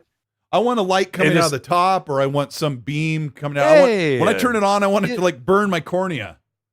As far as you remember when they showed the Series X, the top of it glowed green, and I'm like, and then when I got it, and I made graphics. I like accentuated that. I was so excited that it was going to glow green. This is not even a light. I'm like, yeah, it was just literally like cost you like $2, but like they could do that. Yeah, 3D printed model. For sure, though, I think they'll show the form factor. They'll show the final box with the name at the 25th anniversary. I mean, if you want to talk about maximum impact, that's how you do it. Are you ready? You know what I'm saying? This, like guys? You do that. Yeah. What's up? All right. Shout out to 600 people plus, right? I think. Are you ready? No, this is going to blow your mind. I think, and shout out to Game Seeker as well. He said this to me, and we were kind of like on the same wavelength. My prediction, you guys are going to hate this. The next console is going to be called Xbox. That's cool. It's kind of like Scream 4. They just call it Scream. I think it is because they named the new logo that everyone's been going gaga about, the Xbox original logo. I think one of the things that Asha and the team are probably just starting to funnel into is the idea of coming back to the 2001 25th anniversary. I would not be surprised if some of the look of this console has some of the hallmarks. It's down here. I can't reach it. Has some design language of the original Xbox. If maybe it's a couple of angled fins on it instead of the X-shaped fins. Maybe a green circle with the new Xbox logo on the actual console somewhere. It has to be small because they want this thing to look nice and in a trashy apartment or a really nice high-end house or whatever kind of money you have. Yeah. I wouldn't be surprised if there's some design language and styling that harkens back a little bit to 2001. I think this thing could be called the Xbox or Xbox. That's cool. Like I said, I'm good with that. It sounds like you could almost have it like in a way like it's on a spiritual level. It's like a whole new beginning or something like that. You know what I mean? Like new logo, new beginning, and they just call it Xbox. Like they did. Like I said, I literally just said it. Like Scream. You go to the Scream series. They didn't call it Scream 4. They just called it Scream, and then it started off a whole new. You know what I mean? Like a whole new thing. Fast and Furious did it with Part 4. They just called it Fast and the Furious. Or whatever. We called it Doom 2016 sometimes, but when Doom came out and it was just called Doom, no one was like, what? And just call it Xbox. One last thing I'll say about that. Helix is a nice name. Helix is a good name. One last thing I'll say is no one, and I repeat, no one, was confused about Xbox Series X and Xbox Series S. I remember like that was the big concern that grandmas and moms wouldn't know which console to buy. And it was very obvious. Anyway, so. Where's my sound effects for that one? I'm like, it didn't matter. Nobody bought it anyway. Yeah, we need to figure out because you should be able to link your stuff. There you go. Good enough. Sorry, it was super late, folks. Yeah, I haven't been using my Stream Deck. That's it. Cole left the show, ladies and gentlemen. He walked off the air. It's oh no, he's back. He's back. Look at how quickly. Yeah, the reason why I don't use the Stream Deck is because my initial push, it asked me for permission. Oh, it's not even doing it. Bradward Fight, where you been, scumbag? You like disappear for months on end, and you just waltz in here like a French king, like you're just gonna take over the chat? I think we should time him out just for not being here. There it is. Moderators, time out Bradward Fight for 30 seconds to just so he can smarten up and start showing up on a weekly. Like, I really have to authorize it every time. Like, no, it's not working. Well, what are you trying to do? I authorize it. I'm trying to authorize the sound, but at least I can. The sound's got DRM. That's it. It's over, folks. No, it's just Discord's so dumb. But yeah. Anyway, like this, yeah. So yeah, I don't use those as often. All right, let me get back to where I was. What was I saying? Oh yeah, they could call it Xbox. Yeah, but life will go Just on. call it X. I think that'd be cool, man. You just call it Xbox. Have it like with like green metallic sort of like a thing on it. Says Xbox. Got the new sign. Have a black motif with black color with like white motif, like white stripes around the side or something. Make it look sexy. Make it look like a nice PC. You know, not a stand-up box or whatever, but like make it sexy, man. And just like that's it. Just call it Xbox. People will know. No one's going to get it confused with the Xbox from 25 years ago, for God's sake. And they're not going to be like, I go to the store, which one do I buy? Yeah. Like, it's like, you're playing Elder Scrolls 6 on an Xbox from 2001? It's like, no, it's just called Xbox. Everybody forgot about it. Let me tell you something, dude. When that Xbox came out, most people that are playing games now, they weren't even born yet. So, like, they didn't even know what the hell it is. You can call it Xbox. Just leave it alone. Call it that. That's a great name. I like it. Yeah, the new logo, which has like really been on fire lately, everyone's like, oh, it's copying Liquid Glass by Apple, but it's clearly copying the Xbox original dashboard, which is, you know, the liquid, transparent lime green thing. I kind of like that. Yeah, I never owned an original Xbox, but I liked it. I still like it. I did for Fun Speculation nailed it, 6 months. ladies and gentlemen. Mav is here in the chat. Oh, well, we know that. We already answered a question from him. Yeah. Go sub to his channel, okay? He says, how about they put a red ring around the power button just to freak everybody out and troll? That should be like when you turn it on, that's the first thing it should do is flash 3 red lights and then you see then 3 turn red green. Lights turn on. You're like, oh, and you ninja kick the thing across the room. It's Broke Boy. Thank you so much for the 2. Goes, isn't the Sony investor call this week? I don't know. But maybe we'll hear something about what they're going to do with PC ports, but I doubt it. I think I doubt it. They're not going PlayStation to talk will about it. Yeah, they'll just Wolverine will come out, 12 months will go by, and you're like, Phantom Blade Zero's console exclusive too, by the way. It's not going to PC. So, you know what I mean? You're getting Wait, it is, that's isn't 2 it? in a row. Are you? I think I'm I going to swear, maybe I'm getting it mixed up with Wolverine. Now you're gonna Well, make you me already check. know about Wolverine. I'm pretty sure it's coming to PC. Yeah. No, okay, maybe I've got it wrong. Yeah, it's on I think I Steam. got it wrong. Oh, I'm such an ass. For once. Okay. For once. Guys, can you bookmark that? Mag was wrong on Monday, the 27th. No, I know when I'm wrong. I take it on the chin on my show once in a while. It's all good. I admit it. It's all good. I take it. I take the pain when I'm wrong. Okay, I was wrong. I don't. Okay, I thought for some reason it was console exclusive. I mean, I think the real answer will be the year anniversary of Yote. If we hear no rumblings about Yote coming to PC, we'll know where they're doing. Oh, right. Knowing PlayStation, Listen, they're not going to tell you, dude. They're not going to. They're not going to. Exactly. They don't have to tell anybody. They're just not going to do it. That's it. Like Sony's like, we don't have to tell you. We're just not going to do it. So you can wait till you're like, till you're in the retirement home going, when is Wolverine coming to PC? I've got a 2030 Ti. You know what I mean? It's like, dude, just give it up, man. Like, just give it up. Just buy the damn PlayStation or don't. Like, you know what I mean? But I don't think they're going to say it. And they don't have to say it. There's no obligation to say anything. They just be like, they we're don't not have doing to. it. So it's in their best interest not to say anything. Steady Stevo, thanks for the 5. Says PS is not pulling any games off of PC. According to him, he says it will just be Steam. They will be switching over their own PC launcher. Ecosystem first. Bet me. I will bet you. I will bet against you on that. And you know why? Because the reason why that they're doing this is because they're trying to bolster sales of the PlayStation 6 when it launches next year in the handheld. So that being the case, they're not going to have a PC launcher because then the PC launcher, people will go over there and it's going to take away from PS6 sales, which they need. That's one of their biggest parts of the Sony business. So I can guarantee you they will not be doing a PC launcher. They want you to buy the PlayStation 6 box. Period. I agree. I think they do, but something does scream more like putting their own games on PC over America's Team Forever. I will 100% bookmark that. They are not doing PC porting, and they're not doing a launcher either. They want you to buy the PlayStation 6 box. Period.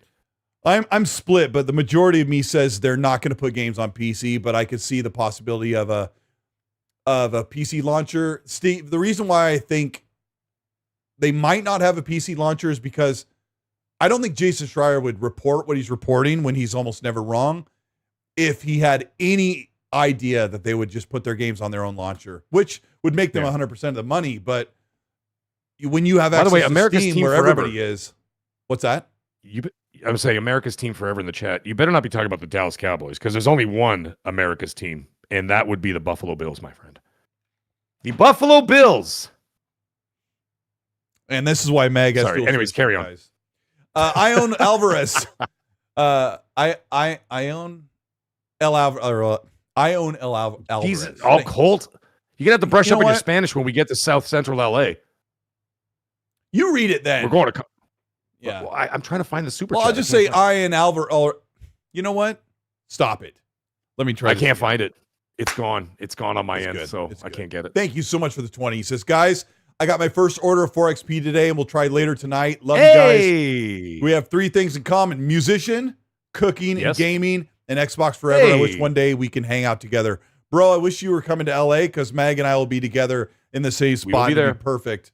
Let me know what you think of 4XP. I'm really curious. Yeah, I would like to know. Flavor's your favorite, but Mag, feedback shout out is always to the important. 4XP guys. They're awesome. Shout out to 4XP, baby. Great guys, great product. Yeah, they're awesome. Like, go pick up their stuff. You got blue raspberry, white gummy, and then watermelon. You mix that with your water. It's really good. It's low calorie. It's got a little bit of caffeine, like half of a soda, so you're not absolutely wiring yourself. And the stuff tastes delicious. They were giving you props on. I was talking to one of the guys on the phone, and he was like talking to how much he loves Mag, and I'm like, oh, stop. Tell. Dude, just keep going. They're great guys. I talked to them too, and they're wonderful. They're wonderful guys, and I wish them awesome. nothing but the best and continued success in the field. Yes. Yep. Awesome. And we'll be talking more about their product next week, and maybe you'll see it when we're in LA. So you might see it when we're in LA. That blue number writes in the chat that the lowest tier for PlayStation just to pay online is $80. I thought it was still $60, but holy crap! Talk about a gouge for playing online. That kind of sucks.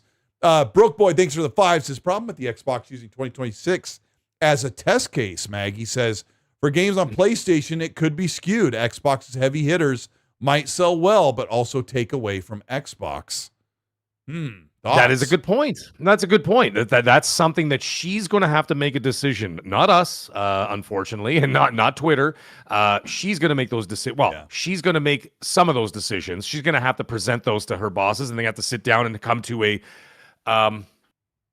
they're gonna have to have a parlay and have an agreement and say, what do we want? What do we do here? What is most financially prudent moving forward? What is good for the brand? What is good for building the brand? And you know what I mean? Increasing profit for the future, whatever. And that's their decision, not ours. All we can do is sit back, speculate, and wait. Is parlay when you take off like the white glove and then you slap your opponent and then they take off? Oh, that's when you're dueling somebody, Colt. It says, I challenge you to a duel. And then you pull out the glove with the white glove. No, parlay is like pirates do that when they don't want to stab each other in the neck with a sword. Oh, I thought parlay is what they did under the deck. So I don't know what you do. Take it easy, man. Hey, Assassin's Creed Black Flag's coming out July 9th on a console and PC near you. So go pick it up and parlay with your friends. Friggin' on the riggin'. Yeah, oh, dude, it's going to be great. Yeah, leave her, Johnny, leave her.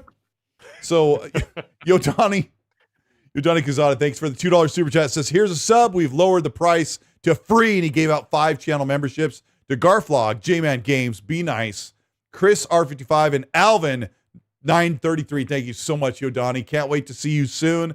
Hopefully we'll be doing some hanging out soon in Los Angeles. We're working on the details behind the scenes. Speaking to Chris R55, he says, thank you for the 5. He says, if Call of Duty is current gen only, oh yeah, that's another good point. And so is Grand Theft Auto. I wonder if it'll be a priority for Asha to try and get some more Xbox Series stock into stores. They already are working on that. I did tell you guys about that a few months ago, that what they did is they took consoles that were not selling in certain countries like Saudi Arabia and Turkey or whatever, and they pulled those stock back. And what they did is that they refurbished them and resourced the power source and yeah, because I mean, you know, they got different plugs and stuff over there, right? So they not refurbished, they just sort of resourced the power core, whatever the hell you want to call it, and then they brought them back here to sell for Grand Theft Auto and for Call of Duty. So I hope that answers your question. Yeah, hopefully. A lot of the chips really that they ordered, by the way, a lot of the chips that they ordered were not for new console hardware. That was for cloud. The majority of it, not saying all of it. Okay. The majority of their chipsets that they ordered, remember when they ordered like 5 million units or whatever, that was for, the majority of that was for to bolster their cloud service for the future. The other thing is that, like I said, they resourced the power source and brought those consoles back to sell in North America. What sucks is they've got all those Xbox Scarlett chips from this generation console in those server blades that are going to be, well, I guess I would say they would throw them away, but they'll probably have 2 tiers. You can load in the Xbox Series version, and then you can do next gen depending on what you're paying for. I don't like that future, but whatever. Grandpa Barbecue's Game Cat, thank you so much for the 5 from Australia. He says, next gen, I think they should position Series X as an option to Helix at the same price. Bro, but upgraded to a Pro version. 4 of those coming into the ecosystem. I don't think they can do that. The Helix by itself is like an $800, $900 setup. But I don't know. I think the likely answer is that they're going to support Series S for a while. And maybe you seriously look at Mag's like idea that Series S might need to be kind of treated with kid gloves. But it is what it is. You done it because not my idea. 5? Well, Mag made it up, so I mean, I made it up. Yeah, Mag was engineering. That's solution. a weird thing to just randomly make up. Yeah, Mag's like, so I was great messing idea, around in my garage with a couple of soldering irons and my mom's old wig. It was me experimenting with the cloud service. You've got like 2 jumper cables. You're like, Colt, I'm like to put these on my nipples. I'm like, all right, Mag. I'm like Doc Brown with the 2 things like on top of the clock tower, waiting for the lightning to strike. Yeah. Colt, drive the car to 88 miles an hour, and I'm standing there like this with the Series S and then the 2s. Yeah. 1.21 teraflops. Colt's racing down my street, crashes into an ice cream truck. What Back to the Future song did that just turn into? It was Back to the Future, and then it turned into. It started off as Back to the Future, then it ended up as like an 80s comedy, like a Police Academy or something. Yeah, I don't know. By the way, I heard. Is this some kind of buzz? I did hear they're making. Impressive, but that's not why we're here. I know it's not, but you know what I heard? They're making a new Police Academy movie with the original people. They're not even. Oh, Police Academy. Okay, I was thinking Police Squad. Yeah. Okay. No, okay. Not Police Squad. No, right. Our friend Leslie Nielsen is gone. Not all of them, but some of them, yeah. Okay. Like Steve Gutenberg and all that kind of stuff. One more question. Have you watched the Burbs TV show? Because it doesn't have horrible reviews. Are you out of your mind? No. Yeah, I am a little bit. I just thought I'd ask. No, not a chance. It's Tom Hanks or nothing. You got to leave that movie alone. That's true.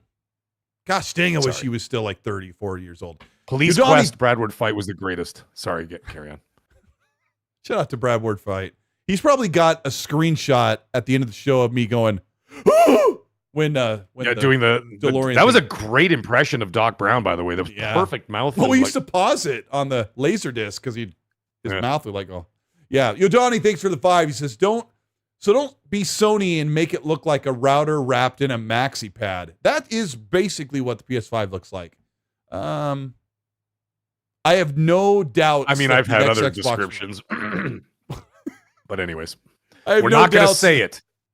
I have no doubts that the Xbox Helix will look fairly plain, but cool and reserved. I mean, that's what do you think it's going to look like, out of curiosity? What do you guys think it's going to look like? I think it's going to be a square box. Like the Steam machine? But bigger. I think it's either going to be like the Steam machine, like more cubical than rectangular prism, which is like a tower. I think it'll be more like a box, like you said, or I could see them taking the same design of the Series X and putting that cylinder around it, because I've said on the shows before, I say that like another vertical, or when people are like, you already said that. So I always preface that. You stack everything in a rectangle and then you put a cylinder around it. Then you have airflow on both sides. You have this void when you have the cylinder wrapping around a rectangle. Red Wolf in the chat says a French baguette. Yes, it's going to be a French baguette with the Xbox logo imprinted on it. That's it, folks. Yeah, it's a French. And then when you get hungry, you just put some butter on it with a little bit of fig jelly, and you can just eat the console when you're done. Or it looks like a croissant. Yeah. One last one. We'll get back to the subject. Thanks so much, G-Mania, for the $10 Canadian. And I've got one more after that. He said, I heard that the money Sony makes from Xbox games on PlayStation, they use to pay developers to keep games off of Xbox. You know who said that, Mag? Sony takes the money they make from Xbox games to pay developers to keep games off of Xbox. Most likely, yeah. Most likely. You know what? You know who said it? No, you. Philly cheesesteak Spencer said it. Oh, that's right. What he said. Oh, yeah, that's right. He said that in the ABK trial. Right. And you know what? He was trying not to cry. He probably wasn't wrong. Hey, man, corporate world is dirty. I mean, don't keep your back turned to someone too long. You'll have 6 knives sticking in it. So what do you think's going to happen? Oh, my God. They're all looking out for themselves, man. It's a dirty world. I don't like it, but it's a dirty world. That's why I left the corporate world. I couldn't take it anymore, man. I couldn't take it anymore. And look how happy you are. It's great. Thank you guys so much for your support. Everything you guys are doing. Thank you so much for the super chats and the questions. All this is helping so I can pay for a couple of Mag's meals while he's in Los Angeles. You guys are awesome. Stop it. You don't have to do any of that. Yeah. No, you don't. Just get him karaoke together. Just bring him the kids menu. Yeah, no, he doesn't need a lot. I'll have the chicken fingers, please. Bring him a grilled cheese and 2 pieces of broccoli. That's all he needs. Colt is eating this like beautiful like seafood dinner and stuff. Duck with some lounge. like nice potatoes and like some fingerling potatoes and some like pureed beet sauce and whatever. And I'm having the chicken. Pig. Yeah, and I'm eating the chicken fingers in the corner with the coloring book, like the coloring page. It's like with the little 3-pack of crayons, and it also has a maze on the back, so I could do the maze while you guys are you like don't eating. Actually have to sit in the high chair, but that looks super uncomfortable. Yeah. I mean, if I lose enough weight before LA, I could fit in the chair. I'm down 6.5 pounds, so we're getting there. I'm down about 9, and then I go up 1 because I barbecued burgers like an idiot. But I tried to, That means you just got to work out harder. Yep, I try. Yeah, I go walking with my wife. She's like, we could be walking faster. I'm like, my little legs, I can barely keep up. Lotus Esprit, thank you so much for the $10 super. Says, I travel a lot. I truly enjoy PC Game Pass on the ROG Ally for $14 a month. I honestly might not even need the next gen console. That's awesome. Amen. Yeah. Dude, as long as you're happy and you're gaming, who cares what you're playing on, right? You have a great time, do it. Yeah, absolutely. Yeah, I have not traveled in a bit. So I guess when I went to Phoenix, I was playing the ROG Ally, but it's been sitting there. I haven't used it in like a month because I haven't gone anywhere. Lotus Spree, thank you so much for sending $50. You're amazing. Thank you so much. Now I got to order from the big boy menu for Mag and say, would you like ranch? You want ranch? You want some dipping sauce? Do you know what fry sauce is? I want the fancy You're sauce. Canadian. Do you know what fry sauce is? What sauce? You know what fry sauce is because you're Canadian. Fry sauce? Yeah. The pig stuff. What is fry sauce? Oh, that's great. Okay, chat, this is great. Do you guys, I know we've got people from all over the world, people all over the U.S., but I think this is mainly a West Coast thing, but fry sauce for your fries. Are you talking about mayonnaise and ketchup mixed together? Yeah. For God's sake. Yeah, okay. Yeah, you could just call it an aioli, but yeah, whatever. What? That's not an aioli, Mr. Chef. It's sir. A version of an aioli. An aioli is always a mayonnaise base, and then they put different things. Yeah. We have shareables on our menu. Check out our black gloves. We charge $46 for burgers. Look at my man bun. Yeah. We're not going to none of those places. Burgers, I ain't going to no hippie smash burger joint. Yeah. Oh, hey, we only serve craft beers that taste like skunk piss. Yeah. No. Thanks. Take your man bun and go away. It's not happening. Look at our black gloves we're serving your food with. Meg, is it possible that we make fun of the man bun tonight because we could never have one at our age? Even if I could, I wouldn't anyway. And I swear to God, if Jez Corden comes with a man bun, we're going to have an issue. I knew it. We're going to have a problem because I'm already going to deal with Hargeet's beard. And then I'm going to see that. I already know what I'm going to do. I'm going to do a jumping dive, grab on the Hargeet's beard, swing on the beard like Indiana Jones's like whip, and then I'm going to jump right onto Jez and pull the man bun out. All in one move. And yell, I don't know how I'm going to pull it off. I got a blooming onion. I'm gonna be like what's her name, Jade from Mortal Kombat. I'm just gonna jump from one person to the other, do 2 moves. That's it. I can't have it. I can't have it. Jez, keep your hair straight. Keep your hair straight. I know man buns will fit in LA, but it's not happening. And we're going out. I don't care what you got to write for Windows Central. I've got articles to write. Nobody cares. You're partying with me. You can write while you're sitting looking at the menu. We got Purple Haze thank you for the 10. Says, even though there was a canceled Flash game from a while ago, I didn't know about this. I didn't know that. What would you want to see from a Flash game? What kind of gameplay and what would capture your attention to be like, I gotta buy this? I'm not a Flash fan though. Mag, would that be a good game? I don't know if you could pull some off like that. That's kind of like the whole Superman thing. It's like Superman can only do so much, you know what I mean? Because he's like all powerful. He could fly all over the map, like from one side to the other. Like it'd be kind of silly. I think the same thing with Flash. I think when you have a video game, the only premise that you could do, like for example, in a Flash game, you would have to have Flash lose his powers so that you're just a regular, not a regular person. Like you can still do some cool stuff and you have to build up your powers towards the end of the game, but it still wouldn't work. It's like Superman. You mean Superman's main feature is what? He flies, right? And he flies super fast. Like the guy can go to Africa and back. You know what I mean? And then like in like 2 seconds, it's like you can't do that in a game unless the premise of the game is, what's his name shows up and then Brainiac shows up, takes all his powers, and now he's just a strong dude, but he's on the ground. I think the Flash is the same thing. It only works in what's up, Web Dave? It only works in like Prototype where by the end of 20 some hours, you can run like 100 miles an hour. But in the beginning, you just run regular and then you have a fast sprint and it works its way up. And that sense of progression is amazing. But when you start out playing it, like you can play as Flash and Suicide Squad, I think. No, you can't. He's a bad guy. He's a bad guy. Yeah. I didn't like that game. That's probably why. You could have like the super fast running from like, let's say you go from city to city. Like you have small city hubs and you do all these missions in there. And then you want to go to the next one. And then you could like, pew, and you could just take off and then just like kind of do that kind of thing. That'd be cool. Yeah, that'd be dope. But I mean, again, as soon as you get to the next town or village or city or whatever, and then now you don't have the running power, you kind of lose the entire focus of being the Flash. The only game I heard they canceled was the Wonder Woman game. That was it. I didn't hear about the Flash. And then Monolith is done, right? Yeah. That's really sad to see because that would have been dope, man. But you know what? You still have time to bring Captain America back and do one of those games like the 360 game because that game was dope as hell.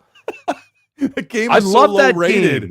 I wish I would have bought it. I never got it way back in the day, and I always wanted it. I enjoyed it. Chad, did you guys like the old Chad? Let me know. Did you guys like the old Captain America game? I thought the game was awesome, man. We're talking like 2011 or 2010. It was on the 360. It wasn't even Xbox One yet. Batman Combat had like light parkour. It wasn't super highly rated, and so I kind of waited on it, and then it just passed me by. Grandpa's Barbecue's Game Cat goes, nothing wrong with barbecuing burgers. You just have to use a large field mushrooms as your buns. Oh, yeah. If you use big mushrooms or something else, like I saw people slicing onions and then grilling the onions and then using that as the bun, then you have Listen, no carbs, man, just eat a regular burger and eat a regular burger. Just do it once a week. Sylvester Stallone, when he does his hardcore training, when all these guys do their training, they have one cheat day where they're just like, listen, I eat whatever the hell I want on my cheat day. I'll have 7 pizzas, 2 burgers, 3 bento boxes of sushi, whatever. No, I'm just saying, The Rock's cheat days are ridiculous. But every other day, you stay very strict and you stay very regimented, and then you do workouts, and you work out, you'll be just fine. You won't gain a pound. I still lose, like I've lost weight, 6.5 pounds in the last 2 weeks, and I still have, I've done 2 cheat days in the two weeks or whatever. 2 weeks in the 2 weeks. I've done two cheat days. I ate whatever the hell I wanted, but the other days, strict. And my workouts, I don't miss them. And then I've actually lost weight from that. So you could do the same thing too. You can still eat your damn burgers. You can't torture yourself, man. Yeah, I know. And right now I'm only doing 1/2 cheat day. So like I got a bacon Whopper. And then I drank a diet soda, and that's all I had was just a Whopper, no fries. And then I look at the scale, I'm like, I need to do better. And I need to drop some. We'll get you there. We'll get you there. Don't worry. Speaking of dropping LBs, we got the Gooner King himself, Game Seeker, in the chat with the Canadian $5 super chat. I got to always give my shout out to the amazing friends I've met in this community. Game Seeker is definitely one of them. We spent hours talking to where our wives think something's going on behind the scenes that they're not supposed to know about, but we're good friends. And he says, Meg, will people invest in Mark Carney's future PlayStation projects? Of course. Well, we got to do it, man. We're talking about, listen, Game Seeker, when it comes to Kami Carney, it ain't happening. You know what? The only thing he's investing, actually, you know what? He is going to be investing in the PlayStation projects. And I'll tell you why. You know why? Because he ain't investing in Canadians' futures. He's investing in PlayStation. That's what's happening right now. So, yeah, forget about it. If you're Canadian, you're screwed. You got Kami Carney in office, and then they're going to put all your money into PlayStation. It's going to be an entire nation full of ponies. 35 million ponies running in the wild all over the hills of Alberta, through the streets of Toronto. It's going to be madness. It's going to be hooves clopping everywhere. It's going to be insane. Game Seeker, that might be the best answer I've ever given you. Yeah, the moose will even run. The moose will turn into ponies. It's going to be a nation of ponies. It's going to be wild. Yeah, we put together a group chat of people that are going to Los Angeles since Mag's going for the first time for this Summer Games Fest thing. And people started spamming Strange Brew, like that blue number was spamming Strange Brew gifts to be super racist against Canadians. It's great. I love it. Canadians. It's all in good Can you fun. be racist against a nation? No, you can't. A Canadian is not a race. It's just a piece of land attached to yours. Yeah, Game Seeker's like, but people don't typically like Canadians in the U.S. I'm like, what, are you kidding me? Like, freaking what are you Americans talking about? Love Canadians. I've never heard never heard them ever say a bad thing. They're like, they'll run your foot over and go, sorry. Except for me. Except for me. They say bad things about me. But no. It's fine, man. We have a great time up here. Everybody's pretty loose up here, pretty party. We love to party. We love to do things. Yeah. And we're very welcoming. Kind of like you guys show up and be like, hey, come on inside. Don't worry about it. We'll feed you. We'll let you stay overnight. You can do whatever you want. I was living in Nebraska for a little bit, and I don't think I'd been around Canadian people until I moved out of the city. You will one day. I was around a bunch of Canadian guys, and I was like, every time they were always the nicest people. I'm like, why is my country raising our people to be such idiots and not very nice? But you guys are amazing. Shout out to Canadians who've always been great supporters of Mag and I in the show. We appreciate you so much. I want to talk about the town hall meeting that happened just a few days ago. Sure. Asha Sharma and Matt Booty said a bunch of big statements. I did a whole video breaking down, but I essentially took the whole thing, Mag, and I cut it in half because half of it was like corpo slop garbo. Yeah, it's going to be. It's going to be. Yeah. And then I found half of it was like really good stuff. And so since I talked about it so much, I thought I would take a moment here to say what kind of statements stuck out to you that you want to talk about with the people here that are watching. Shout out to over 400, 500 people. What were the takeaways from this We Are Xbox? It was a very, I like the idea. I sort of we harken back to the beginning of the show where we talked about it. It's going to be a bi-weekly kind of thing. Maybe not to the same scale as the last one, but it will be a bi-weekly meeting, which is fantastic because, like I said, you want to make progress and you want to continue doing positive things towards the business plan, you have to stay in constant communication with everybody. Everybody's got to be sitting there. Everybody's got to be talking. Everybody's got to be on the same page. No whispering in corners. Get it all out there. Everybody, you know what I mean? And talk consequence-free in front of everybody. That's the way you do it. So that's a great thing. What else is there? The other takeaways I found, I like the messaging, like the idea of it sounds kind of cultish a little bit, the We Are Xbox thing. It kind of reminds me of We Are Borg. You know what I mean? And all of a sudden it's like, we are farmers. You know what I mean? Yeah, we are farmers. We are Borg. We are Xbox. I don't know. It's kind of sounding a little bit. the Grand Theft Auto 5. We are women. We are strong. We are women. And then Trevor's like, blah, blah, blah, blah. Yeah. Someone clip that. It sounds a little cultish, but I like it. I mean, it's got a good ring to it because then people are hashtagging it and all that stuff. And that's good. Isn't that what you want? I mean, that's part of your marketing machine. You want people to have a tagline that you could utilize that is easy to say. I am Redfall. We are Borg. I thought it was the good. We are Borg thing? Sorry to derail you. Well, from Star Trek, the Borg. Oh, okay. The Borg, the giant cube. And they would say that they would show up in the building and they'd be like, "We are Borg," and then all of a sudden, Picard comes flying in, Worf, raise shields, maximum warp, and then they shoot off and they, whatever, do their thing. The Borg Collective. They would always say, "We are Borg." So yeah, then all of a sudden I'm like, I read it was funny because when I said "We Are Xbox," I'm like, that sounds just like the "We Are Borg" thing. But I'm like, it's cool. It's the first thing you thought of. It's a catchy little thing. But anyway, what I said in one of my videos that talked about it is that in terms of like the social aspect of what they're doing, they're building that, like I said, a foundation of positivity around the image of the brand. That is number one, because the first thing you want to reverse is the negativity, right? The negativity that constantly, it's the butt end of every joke every single time. You know what I mean? We've even done it here on the channel. We made jokes. I even made a joke today about the series consoles not selling. You know what I mean? But it's become so commonplace now. Yeah. How dare you? It's become Take so off commonplace. my white glove and slap you. Yeah. I challenge you to a duel. The thing is that when you remove that ammunition, so to speak, it makes a lot of other people that are still sort of fighting that negativity fight, like in like trying to still whatever. It's starting to make them look a little foolish. You know what I'm saying? And so when you see some people, it's like, ooh, that's kind of cringy that you're still trying to, like, you know what I mean? Talk crap about the ideas that she's coming up with, or whatever else. Again, it all boils down to you're changing the narrative. The narrative is important. That's I know that dollars and cents are important, but narrative is important first, because if you're always looked at as the butt end of jokes, you're always in last place, you're always this, you're always that, Xbox sucks, whatever, blah, blah, blah, blah.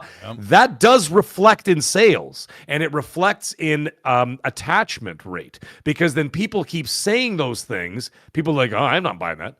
Right? But if you change that, that changes the mindset, the zeitgeist, the whatever.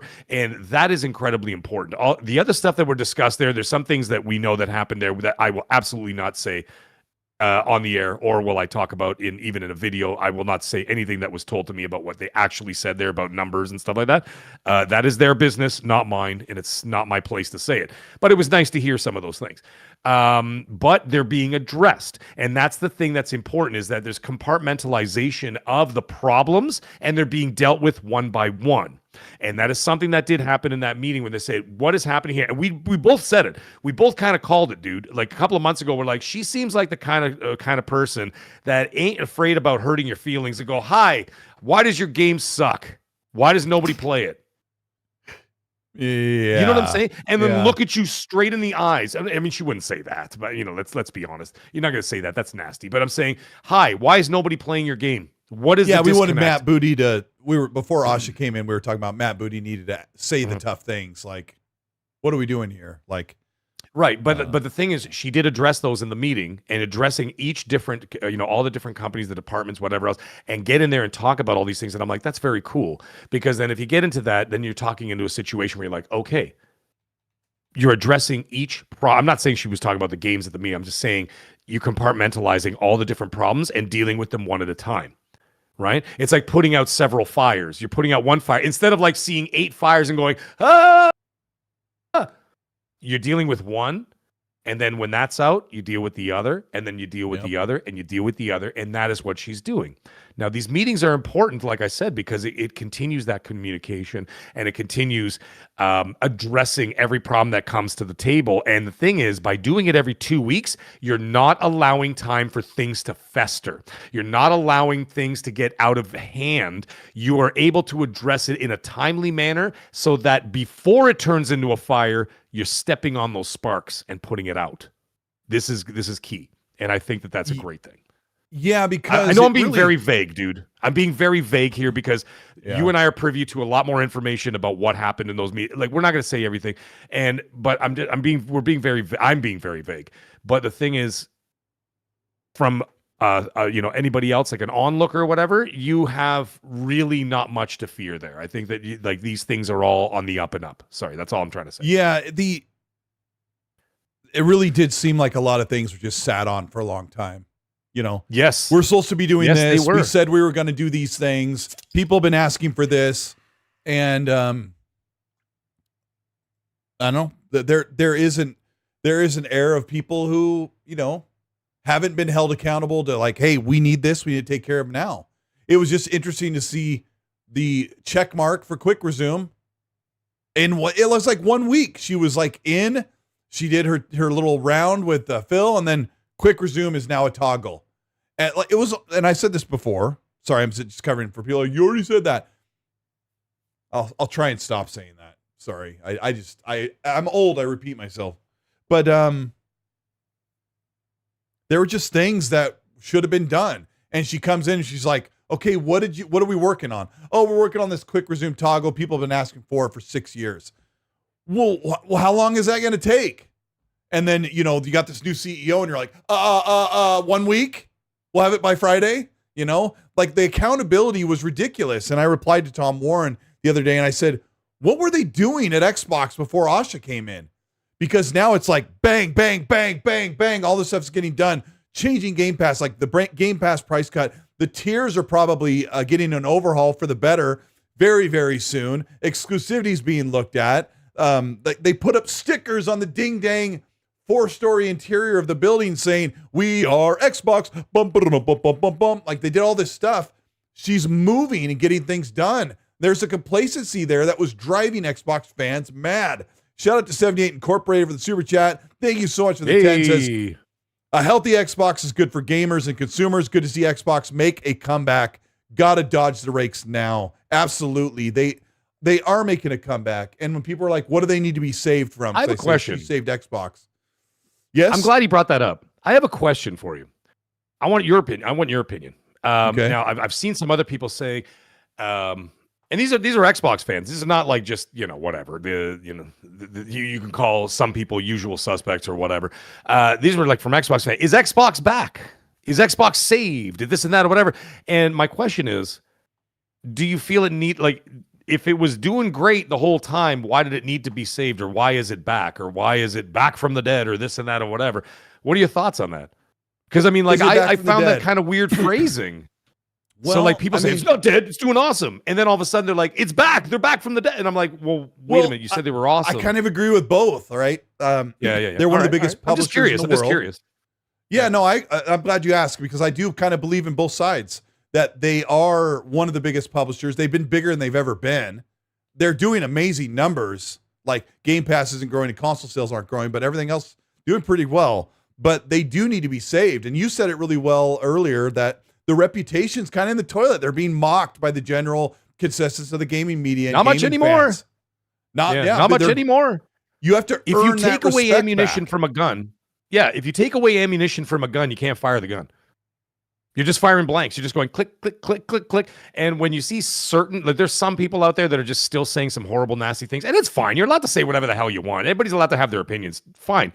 But when you see some of that going on, it almost like some people, I'm not saying all people, there's some people, it looks like desperation. And it's just like, oh my God, dude, just give it a rest or whatever. And when people are like, oh, Mag's saying all these nice things about Xbox now. And I'm like, yeah, because before they weren't doing good. I'm going to tell it like it is. And if I feel they're doing good, then I will say they're doing good until they're not. And then, the plan is the plan until it's not the plan. And then I will change my tune again. It's not flip-flopping like a fish. It's not anything like that. I'm just calling it like I see it. So that's the way I see it. Right now, I see a positive outlook, and that's a good thing. But anyways, sorry. I was just curious what you thought about that. Because I'm like, it doesn't, the logic's not there. I'm like, if the people are like, if you said something negative, you're a pony or whatever the hell people want to call it. I know. And then they're like, everything's fine. And then when this good stuff is happening, they're like, it's back. They're saved. And I'm like, the console why do they need saving? The console itself was kind of dead. It wasn't growing and selling, and it's a segment of their business. So yeah, there were certain things that needed to be revived, but it's really like the energy and the excitement and the faith or the loyalty of the brand was really faltering, especially since 2023 when that ABK trial, like they cowered down so horribly. They did irreparable damage to the posture of the brand should be like, we are, we are Xbox, like right? Like we are Xbox. It feels like there's that that sort of feels like that's building back again. Like you're seeing a lot more confidence, and that's a great thing, right? Listen, dude, nothing's going to happen overnight, but it's nice to see that there is a confidence. There's not a swagger. There's no swagger, but there is a confidence there in what they're doing in their plan, and that's a great thing because that like I said, that spills into the customers, and once you've satisfied your player base that is existing there now, that's how you grow the player base. Because then when they're happy, other people go, what's going on over there?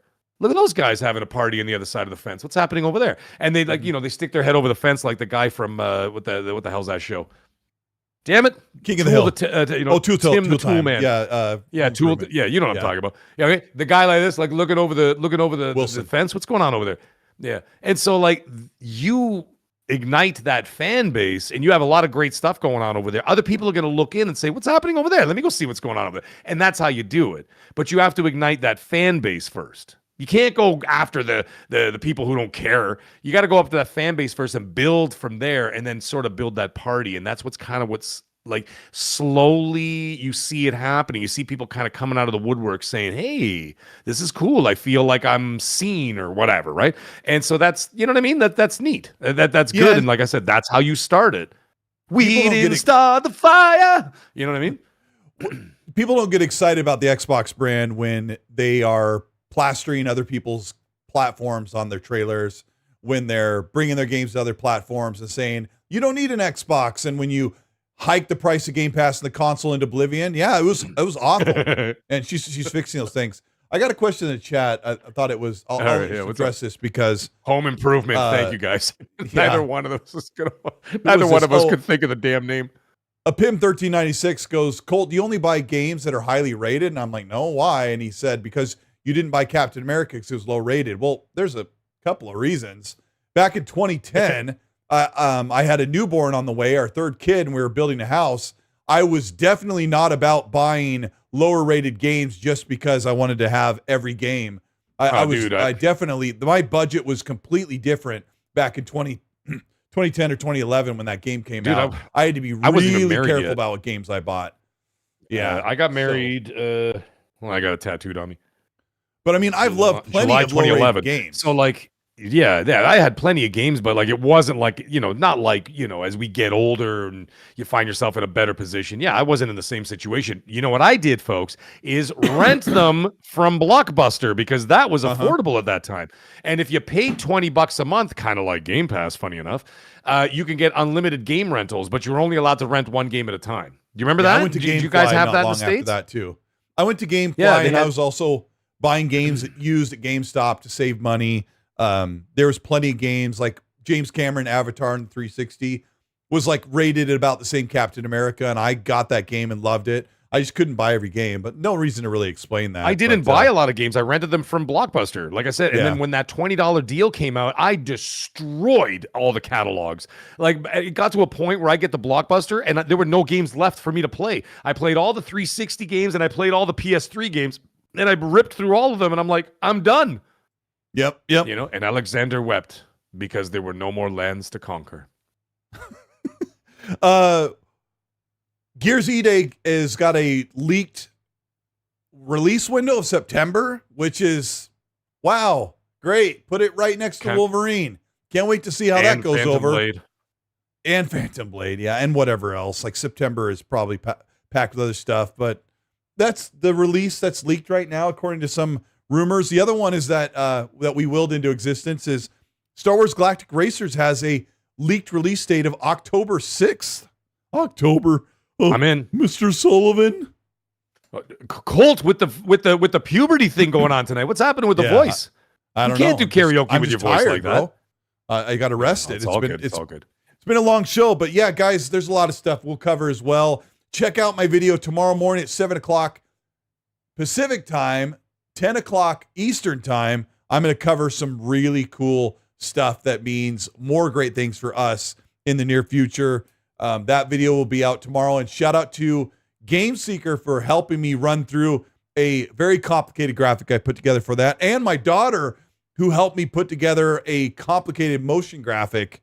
So sometimes you can't do it alone. And it's always good to have great people and great friends on your side to help you out. So Mag, tell everybody what you have in the pipeline. Yes. Tomorrow's very busy for you, and we'll sign us out. Well, hey, man, it was an awesome show tonight. Chat was hilarious as always. You guys are great. Game adaptation. Thanks for noticing that was Hans Gruber from Die Hard. the line about Alexander. Yes, tomorrow morning, 10 a.m. So I got to go get my beauty sleep. 10 a.m. tomorrow morning, we are playing Saros live on the channel tomorrow morning. We're doing a game stream in the morning. Then I'm taking a break. And then from there, I got Magcast tomorrow night at 8:45. That's always a ruckus and wild time, and I expect tomorrow to be no different. And listen, man, the Magcast has really been growing quite a bit. I'm also on Spotify now under the Mag Show, so all my episodes are on Spotify as well, so you can see me there. And of course, I've got more Saros and more Pragmata gameplay coming this week. I got Friday Night Live coming up, and videos in between all that, depending on what kind of news drops. Jeez. I released my Pragmata review finally. My marinated review of Pragmata after 2 playthroughs. I released that this morning, and so if you want to check that out, the video bombed. I'm not gonna lie to you guys, the video bombed because my video before was like 4,000 whatever something people for my Xbox One, and then I did that one and it just didn't take off. Yeah, I know. We, that's always how it works. But anyways, yeah, great responses. Channel's growing. Everything's, heading in the right direction. I'm very happy for all the support, everybody. So it's awesome, man. But thank you guys. So if anybody wants to check it out tomorrow morning, 10 a.m. Eastern, Saros. Tomorrow night, Magcast. So yeah, we'll do that. And thank you everybody for all your support to help Mag make it to LA. If you want to further support him so that he can buy chicken fingers and maybe a ranch dipping sauce on the side, you can help him out by sharing your support on his podcasts and streams. You guys have all been super amazing. Yes. The community has really pulled through. Unbelievable. Beyond words.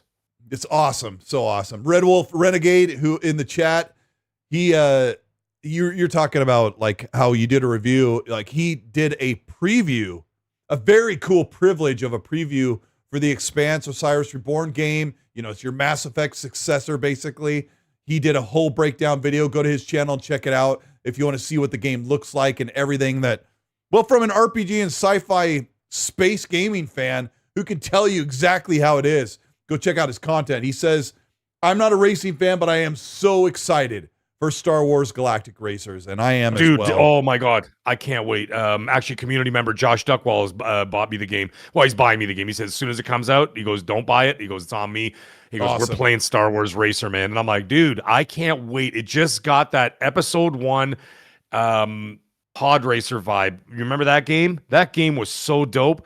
Yeah. I can't wait to play this game. I remember playing it on it's going to be a sleeper hit, machine, bro. I played it on my Costco dad's special. PC in like 99 or whatever the hell it was. Yeah, it was our. I loved it. It was my wife and I bought our first PC when we were first married, and it was a HP machine from Costco, and it was $500, and it had a 12-inch CRT monitor. My brother's like, "Hey, check out this game," and it comes on like 2 DVDs or no CD-ROMs. CD-ROMs, yeah, CD-ROMs, yeah. Yeah, those are the days, man. Oh, man. Yeah, we appreciate you. This looks like it's a return to form, man. Sebulba! He always wins. We'll have to race it up. I wonder if they'll do some crossplay across platforms. That'd be pretty cool. Oh, dude, of course they will. Of course they will. Yeah, thank you, everybody, for all your support. Thanks for go sub to Mag's channel and keep your notifications on. Hit that bell or the join button if you want to see everything. If you want to see this video tonight before it goes up, I'm talking 10 to 12 hours before it's public. You can be there first in the chat. As a channel member, you can hit the join button, and I'll have that video up for you tomorrow, but you can watch it tonight if you're a member. Thank you, everybody, for all your support. Mag and I are going to get out of here. We're tired, we're old, and we are 40 days away from Los Angeles. I cannot wait. Thank you, everybody. You guys are all awesome. Guys, girls, and your dogs and cats that are watching. Thank you. Bye-bye. Thank you for coming. Good night, everyone. Mag, love you. Bye.